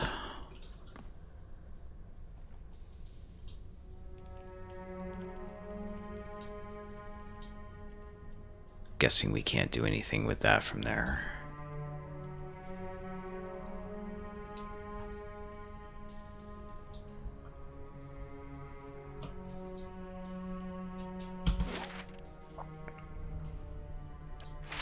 Let's head down this way. We'll make our way back the other way in a bit.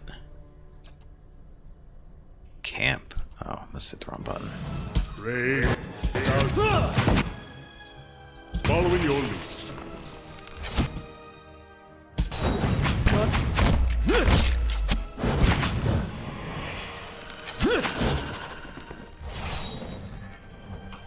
Right. Let's see what lies this way. More spiders. Raid.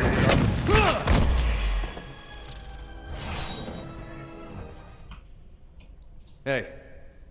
Red-brown smears flake away under the toe of your boots. All right, then. Yeah. Let's see what lies this way.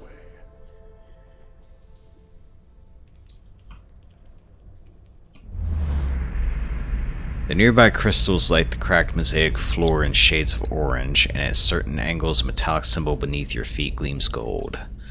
As you look on, the air shimmers as if with summer heat. The very dust and air seem to pull together until a thin glowing mist appears before you. In its rippling gleam, you sometimes think you can see the shape of a man, features rendered in broad strokes of air and smoke. Who are you?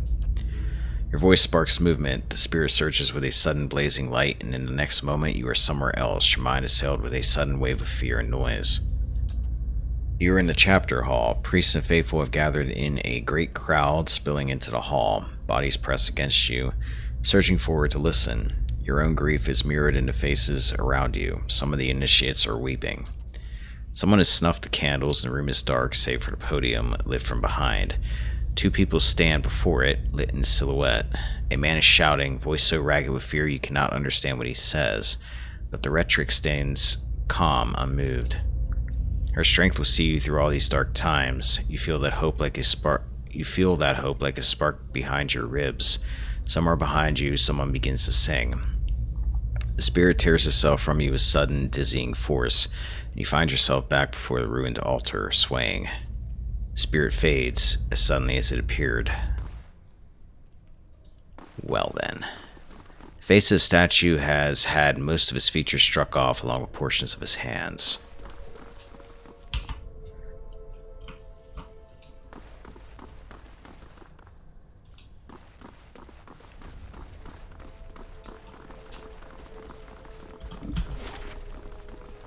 Let's check this room over here.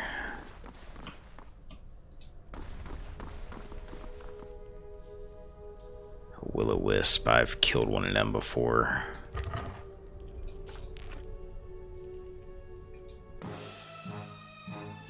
Looks like he's got something near him.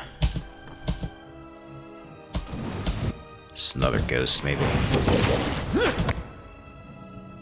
Durance, get up here.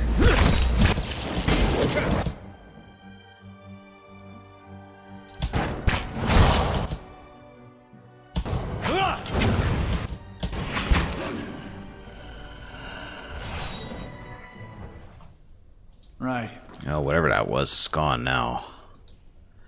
This parchment is worn and tattered, and ink upon it faded. In his time of hardship, must have just as much faith in ourselves. Nice and quiet. I don't know why, but I get the feeling something's hidden here. Maybe not.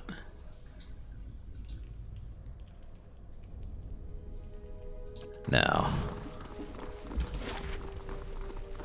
Okay, so we need to go back over this way.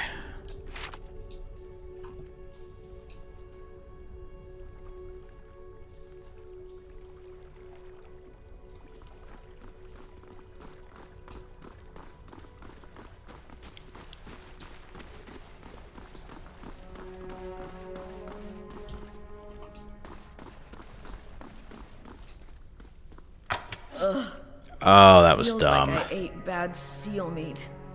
Figures one time I don't look for traps.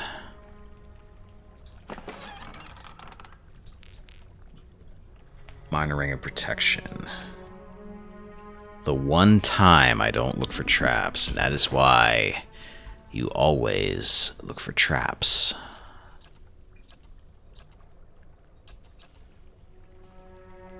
Ring of unshackling, ring of you have 2 rings of unshackling.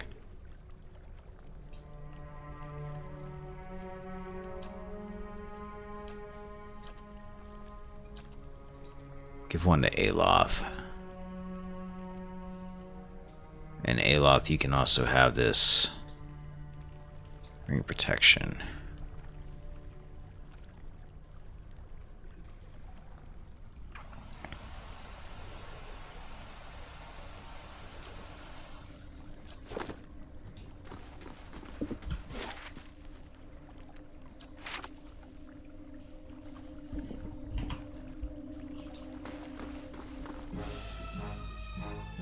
Scolder.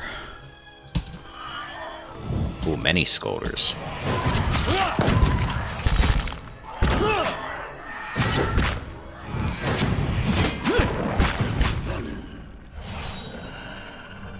No Scolders.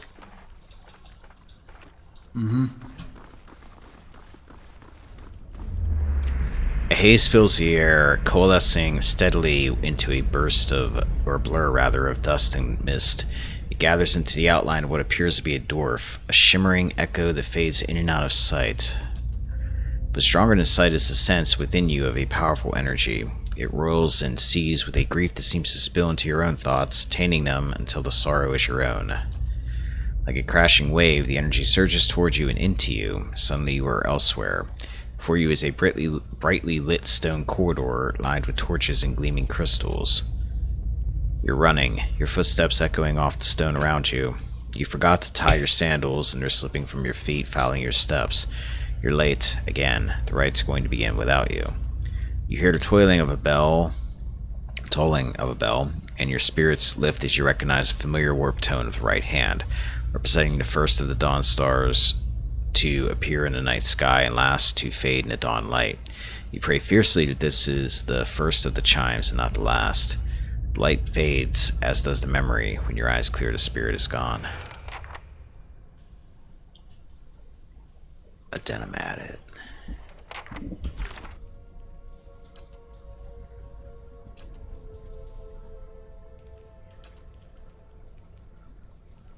Ah, that must be something else other than the quest, I guess.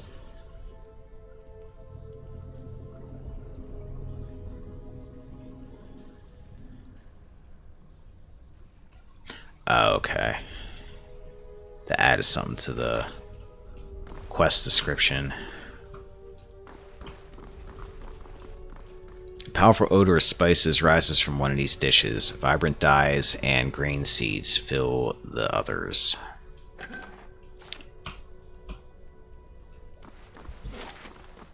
Got one more room up here.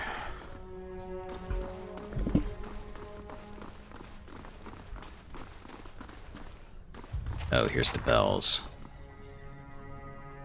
So I must have to do something with these. Is it just that one bell?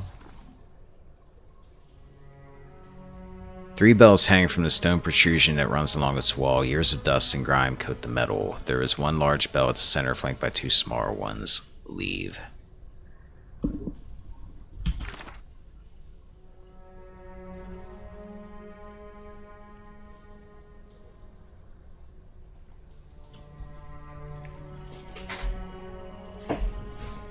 In this memory, I recalled an Eothizin, I cannot say that word right, involving the ringing of the bells. The first and last of these tolls apparently is that of the right hand, which has a distinctive warped tone to it. So the first and last bell is going to have a warped tone. Okay. Examine the bells. Bells appear to be fully intact. They are made of a thick iron and look very heavy. There doesn't appear to be much out of the ordinary about them. Ring the left smaller bell. Bell tolls a high, piercing note of startling power. The tone echoes merrily through the halls until it seems that a dozen chirping notes ring through the temple. Ring the middle bell. You heave at the bell, and as it swings back in the other direction, the clapper strikes a low, powerful note against the heavy iron. You feel the ringing in your chest as the sound moves through the ruined halls in a rolling tide. Smaller bell. The bell sounds a strange, warbling peal that grows to a powerful shrillness before it diminishes to a mournful chime. I wonder if that's the warped one. Silence the bell. Okay.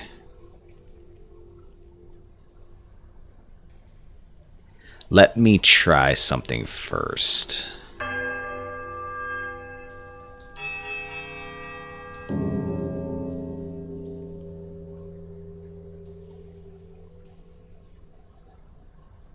Wait a minute, maybe that wasn't right. Deep resonating peal echoes through the ruins. Strange hush falls upon the room, muting the sound of the bells and the eternal drip of damp stone alike, and then a sudden, dissonant toll sounds from the bells, so loud and piercing you are compelled to cover your ears. And then at last, silence once more. Did that not do anything? Oh, darn it, I thought I had it. Yeah, give me one more try at this. First and last is that of the right hand, which has a distinctive warp tone. First and last. Okay. First. Middle. Left. Right again. There's a quiet melodic chime from all 3 bells before their discordant voices meet in one powerful rising rush of sound. It seems to fill the whole of the temple, a driving flood of song that drowns all other thought. As tolling fades, you hear a creak from the direction of the doors as the passage to the lower level swings open. Yeah, buddy. Yeah. And I'm usually really bad with puzzles that involve bells.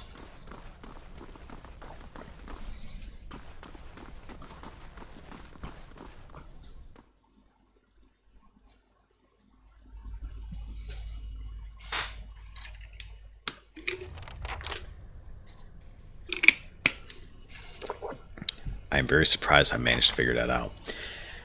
Alright, buried secrets. That's strange looking back. All the time I spent here growing up. Never seeing what was coming.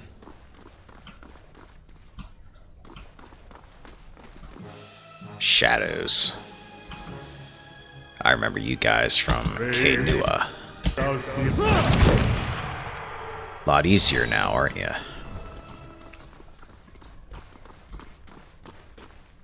Alright, we got 2 doors. Let's check this one first.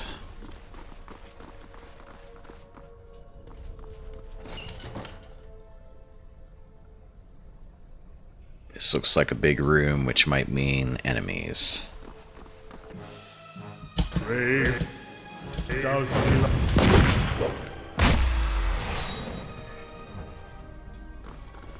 Just one?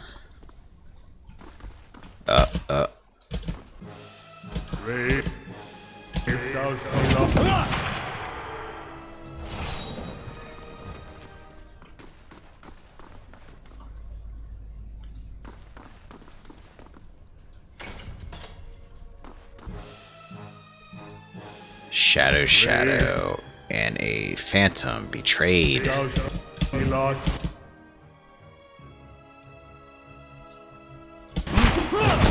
Uh-oh. Sneak attack. These things can teleport, can't they? I remember that being a thing now.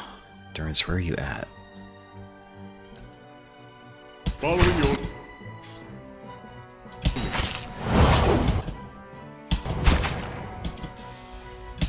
Back up.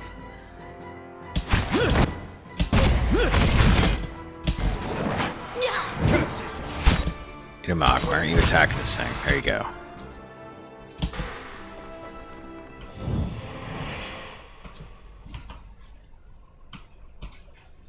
Right. It is not within our natures to forgive. Excuse me. Hey. Those who seek redemption seek a long and winding path, a road which takes us down to the very hollows of our soul. Hey. And asks us to reflect upon the fractured aspects of ourselves. Of course.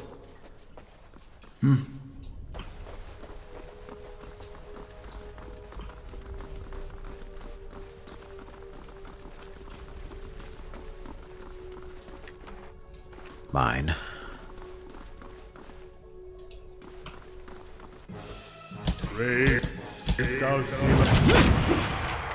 I much prefer fighting you guys one at a time rather than in a pack. You should keep wandering the halls by yourselves. Hello? That's another one. I'm gonna try to lure it out. Rather than get stuck in the doorway. Hey.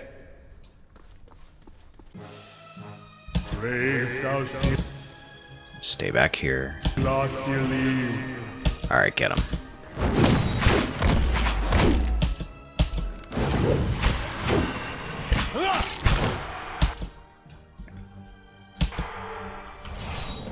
Sure. This time I'm gonna search for chests. Got I'm on one. the trail. It's done. Got a Jasper, Scroll of Fan and Flames. You've already got one of those, Aloth, and a Minor Cloak of Protection. Is there anybody that still does not have any kind of magical cloak? Sagani. You can have that. So every once in a while you do a little bit of frontlining. I can do that. When I'm That's desperate. settled. And a fine S-Talk. I've already got one of those. I don't need that. Take that off. Right. Alright, so nothing else that way.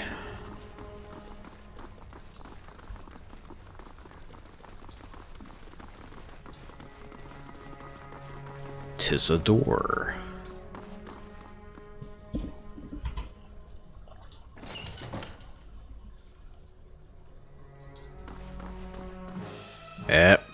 Back up, let him come out. Alright, now get him.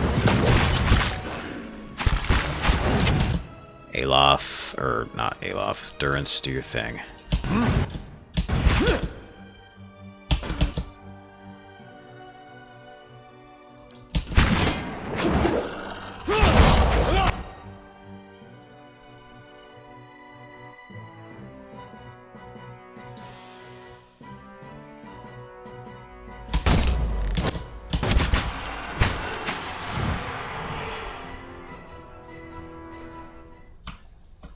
Sure.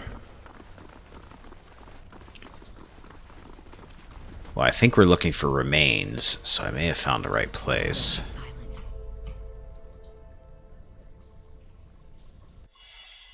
Worth a look.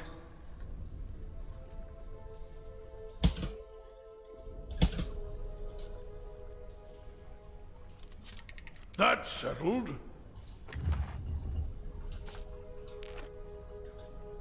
About this one.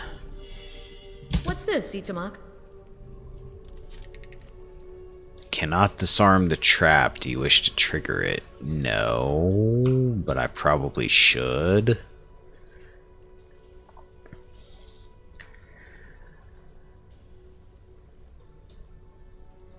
Alright, Adir, you're a tank. Go Hey. do something tanky.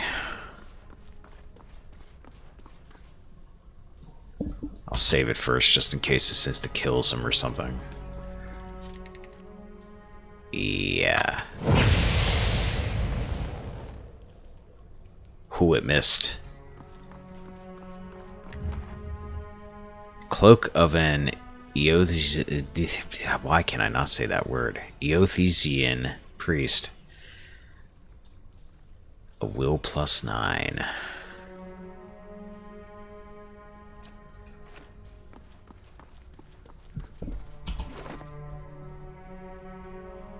What do you have, Durance? That's really not that useful.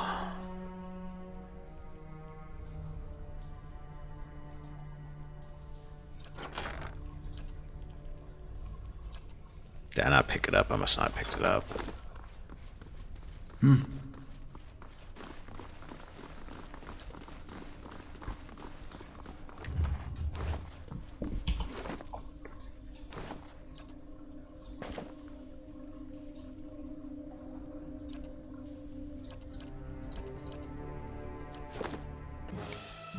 What?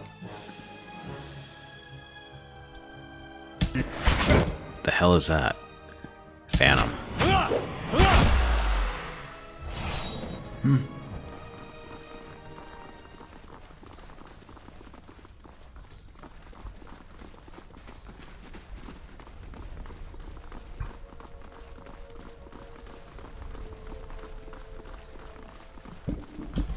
Okay, we've got more doors.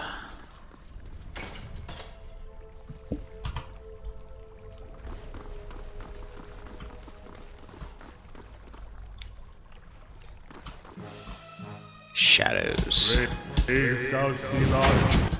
Oh, crap, two of them teleported. Scani, go melee. Durance. I want you to, since you're right there, actually do this.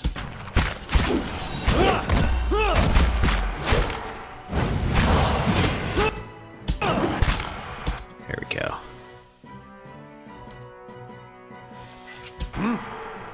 If it makes you rest easier.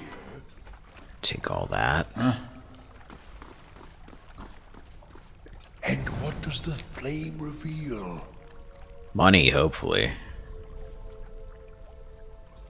Is that trapped? That looks like that's probably going to be trapped. You hear a grinding noise beneath your feet and a rush of water. Oh, it got rid of the water. Okay.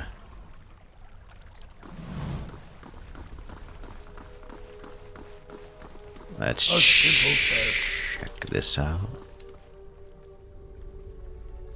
Sagani, you don't have enough mechanics for that? Oh, your mechanics is only 3. I gotta build your mechanics up.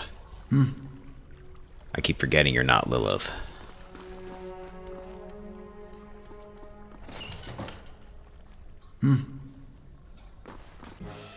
Ooh, back up.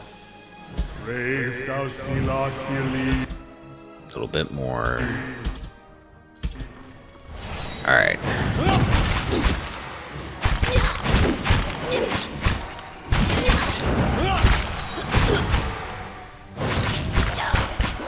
Ooh, Sagani, shoot, I forgot you still got your melee. Switch back to your bow.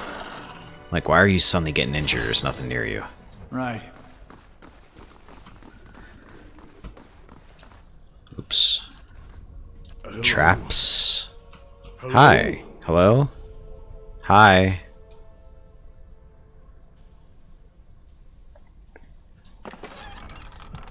Padded armor.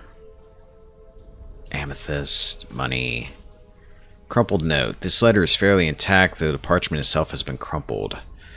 Gesture. I know that the temple baths boast great healing properties and that your back ails you still. Still, I would ask that, if you are to indulge for the greater part of the day, you give over your key to the sanctum to someone else for safekeeping.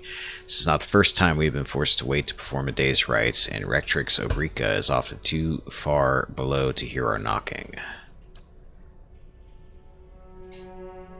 Just take that for the hell of it.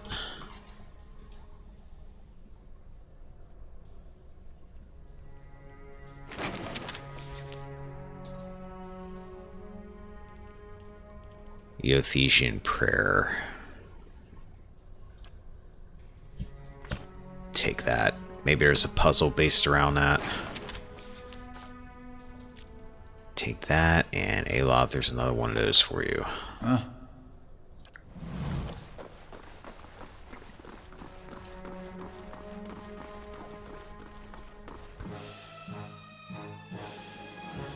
Black oozes, I could deal with them. Ooh, Durance, they're messing you up.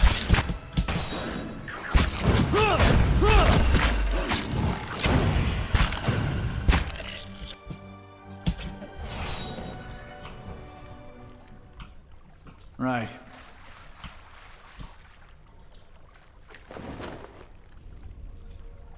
Gleaming silver key. This large silver key catches the light strings, only seeming to glow.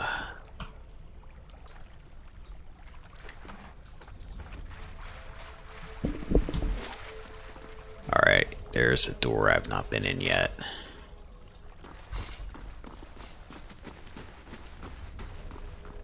This is actually kind of relaxing. I'm still recovering from that crap with Raedric.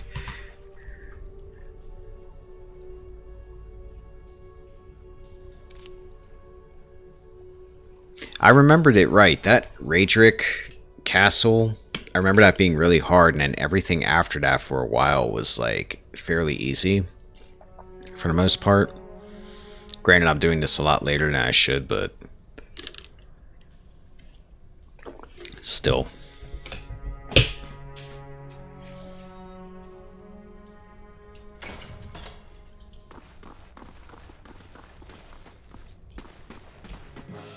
More shadows. Like, I can literally just sit back and let the AI do its job. It's nice. This is what we call a nice relaxing stream. Oh.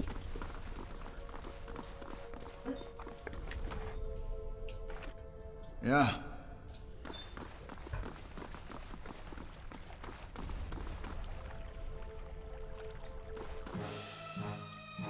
More oozes. Back up. I wonder if I can make them miss their missile attacks. Nope, they curve. Oh, and I got shadows with them. Settle. Get him out, get down there. Oh, you can't. There you go, get down there. Go chew on the black ooze. I'm sure it's not poisonous.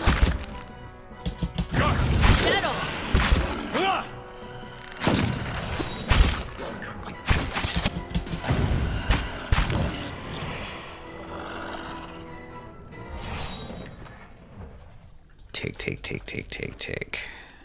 Yeah.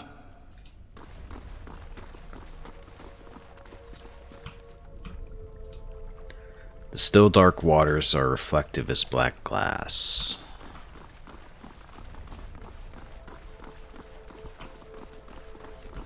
Alright, we got a hallway with a switch, and we've got a set of stairs up there. Let's take this hallway first. I hear a sound. I also see a body.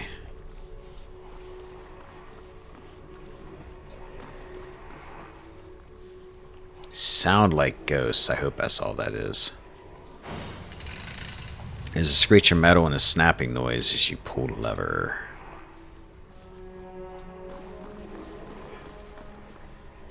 What's that? Oh my.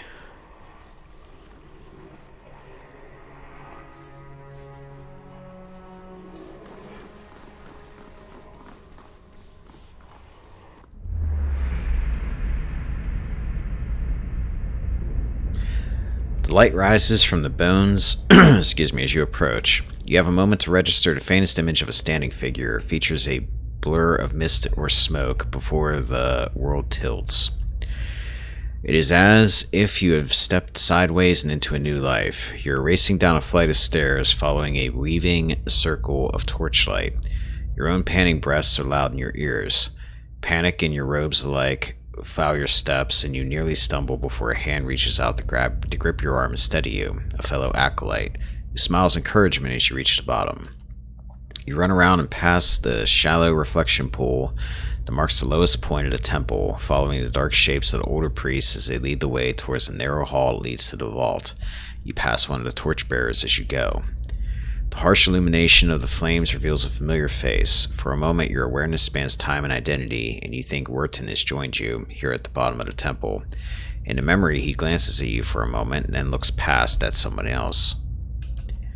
"I'll come back once they're gone," he's saying. You're being pressed along by the crowd, and his words are growing faint. "Just keep quiet. We can't take any chances." Inside the vault, golden relics gleam like welcoming stars. The memory twists, jarring you loose from one moment and plunging you into another like a flung doll. There is only darkness around you now. You think yourself blinded until the knowledge settles onto you like a cloak. The candles have all burned away. You know now, too, with a sick certainty, that nobody is coming. There is a cracking noise somewhere to your left. A wet slurping gurgle and a ragged sob. You cannot see, and so you cannot know which brother or sister has fallen, and which digs after what water a body may provide. You hear, in the faint murmuring to your right, the familiar cadence of prayer, but you no longer recognize the words. You're too tired to do harm. The thirst is like fire within you. Your tongue is sick in your throat, and every breath is a struggle that leeches strength from you. There is a light, they say, at the end of every bout of darkness, but this one does not end. The spirit releases you, and you come back to yourself in pieces.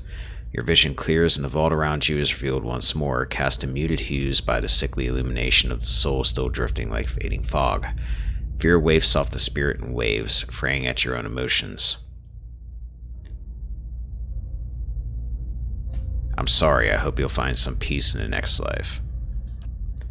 The spirit seems to withdraw into itself. You sense less of its fear and confusion as it recedes, but the soul lingers still. No matter how many times I see you staring off at nothing, it doesn't get less weird. Gather the remains.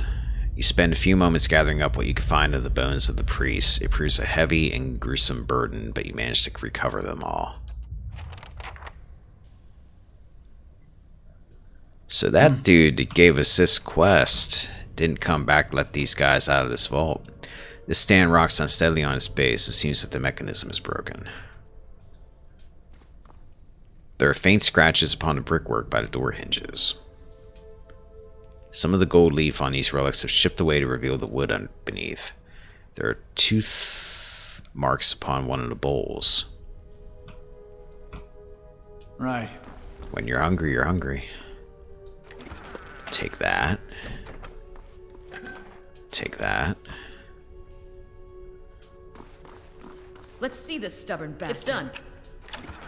And I'll take a pry bar. And I'll take Gaunt Share. Flail, one-handed, fast. Properties, convert graze to hit, fine, draining. 20% damage restored as endurance.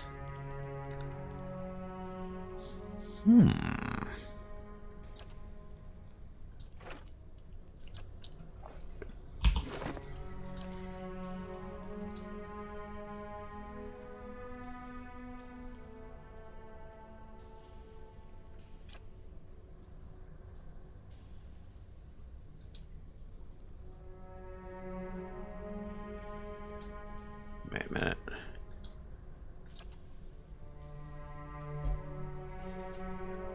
It's not quite as strong.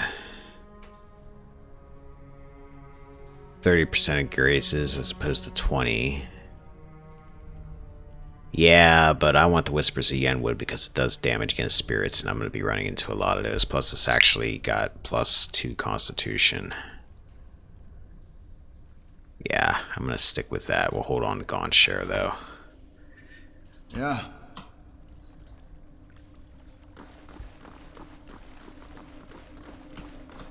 We still got a little bit more. What's up here?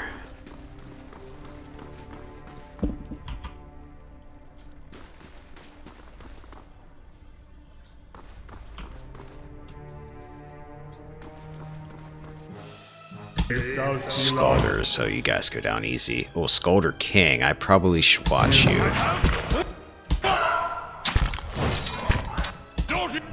Yeah. Aloth, Necrotic Lance. Market. Itamok, go around. Here. But you can't because you gotta get past Aloth. Wait a minute. Kana, get back. There you go. Durance. Divine Mark, that seems to work pretty well. Kana. Just shoot it.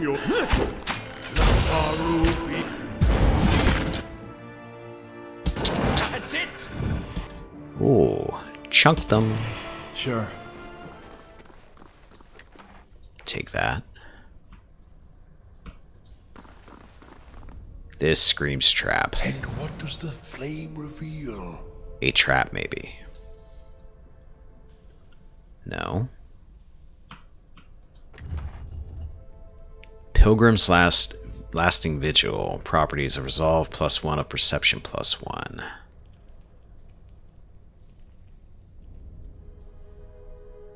Contributes to accuracy.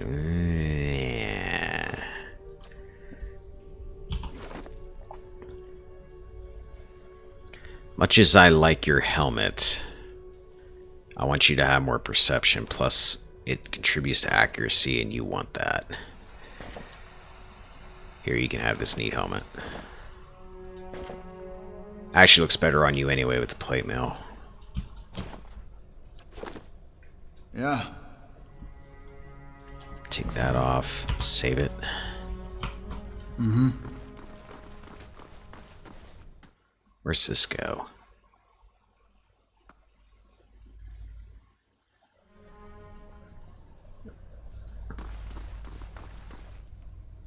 As you step over the circle of candles, you hear a rattling chunk from the wall nearby. A door slides open with the grinding rasp of stone. Ah, it's a shortcut out. Laying low.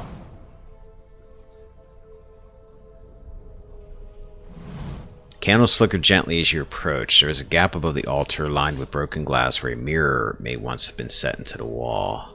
The candles are still burning. Not bad for a dead god. What's all this for? Redemption. And they got this whole rite for when you come of age.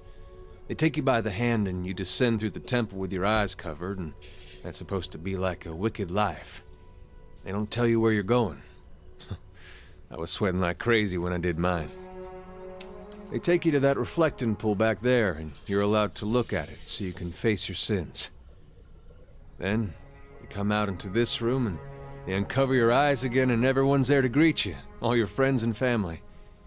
It's like you've been redeemed. You light your candle, and it burns with the others. Never had a feeling better than that my whole life. The candles are still burning. Not bad for a dead god. Snuffing a candle seems like a bad idea here. Because this little circle here just screams that something's going to appear if I do that. And do me harm. It was nice to see those candles still burning. I figured they'd have gone out by now. Plus a deer likes it, and if a deer likes it, then damn it, it's good enough for me. Let's go see this fella.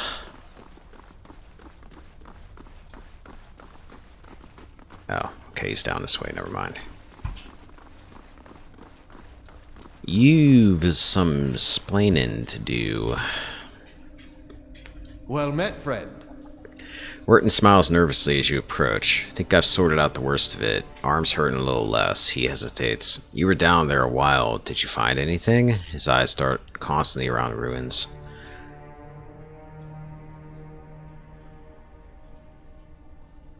Something you're nervous about? No, of course not. Just never good to linger around these places, that's all. Wharton gives you a searching look. Did you find anything? You lied to me. What? Wharton grins uncertainly. I was clear about everything. The risk involved. Is that what you mean? I did say there'd be spiders, and I'll pay you, of course, for the trouble. You're very nervous for an honest man. Something weighing on your conscience, perhaps. Wharton opens his mouth to protest, but something in your expression stops him. He swallows nervously and looks away. Excuse me. His voice when he speaks is small. How could you betray them? They trusted you. Wharton makes a strange, wounded noise. Betrayed? I was never one of them. Mad followers of the Shattered God. If I could have cleansed them all out of town, if... You don't understand, I tried to help them, I did. Every day, every single day. I went to that temple and I warned them. I told them they were playing with fire and Raedric wouldn't be patient forever. And every time they'd shrug it off, like I didn't know what I was talking about.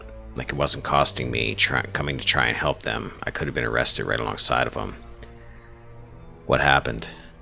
Raedric sent word he was going to have them arrested, drag them out, lock them up. They wouldn't listen.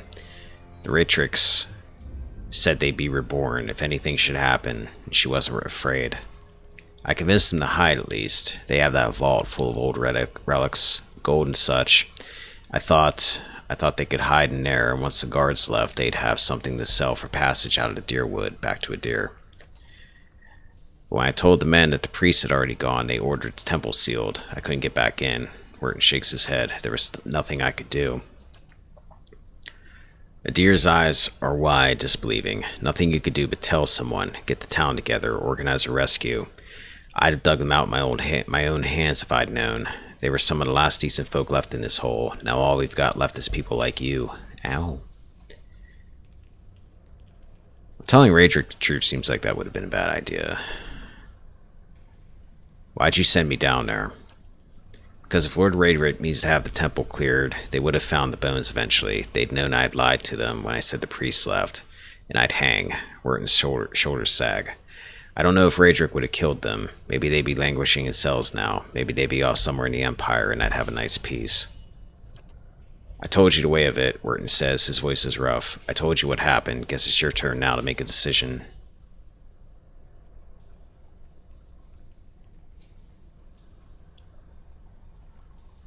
It's not too late to make amends. Wharton lets out the breath he was holding. I'm not sure that's true. It's been years now. What am I supposed to do? Bury their bones. Try to lead a better life than you have so far. Wharton looks at the remains. He runs a hand through his hair, letting out another ragged breath. I can do that. I can. I'll lay them to rest. Try and do right by them somehow. Thank you, truly, for what you've done, giving me a second chance. I'll put it to good use. Yeah. And think about what you've done. Alright, so finally, that's done. Taxes collected, all earnings were lost to bandits. Grumble. Yeah, we're going to be fixing that very soon. Hopefully I've got the Barbican construction started. Alright, so I'm going to save it. I think I'm going to stop for today. So make a save here. We didn't do too bad. We got through Defiance Bay. We even got this little Gilded Veil thing that's been vexing me done for now, so that's taken care of. We've got all these quests to look into. Some of them have to do with the Endless Pass, which we'll be looking into at some point here. Got a few tasks too. I also need to at some point go through my inventory, clear it out. I need to look at all the spell books that I have for Aloth and figure out what I'm doing with all of them. And I also should probably look into seeing what I can do with some of my gear about like enhancing it somehow, enchanting it, whatever. So I'm going to be doing that maybe tomorrow. I'll have to think about it. But for now, like I said, I'm going to stop.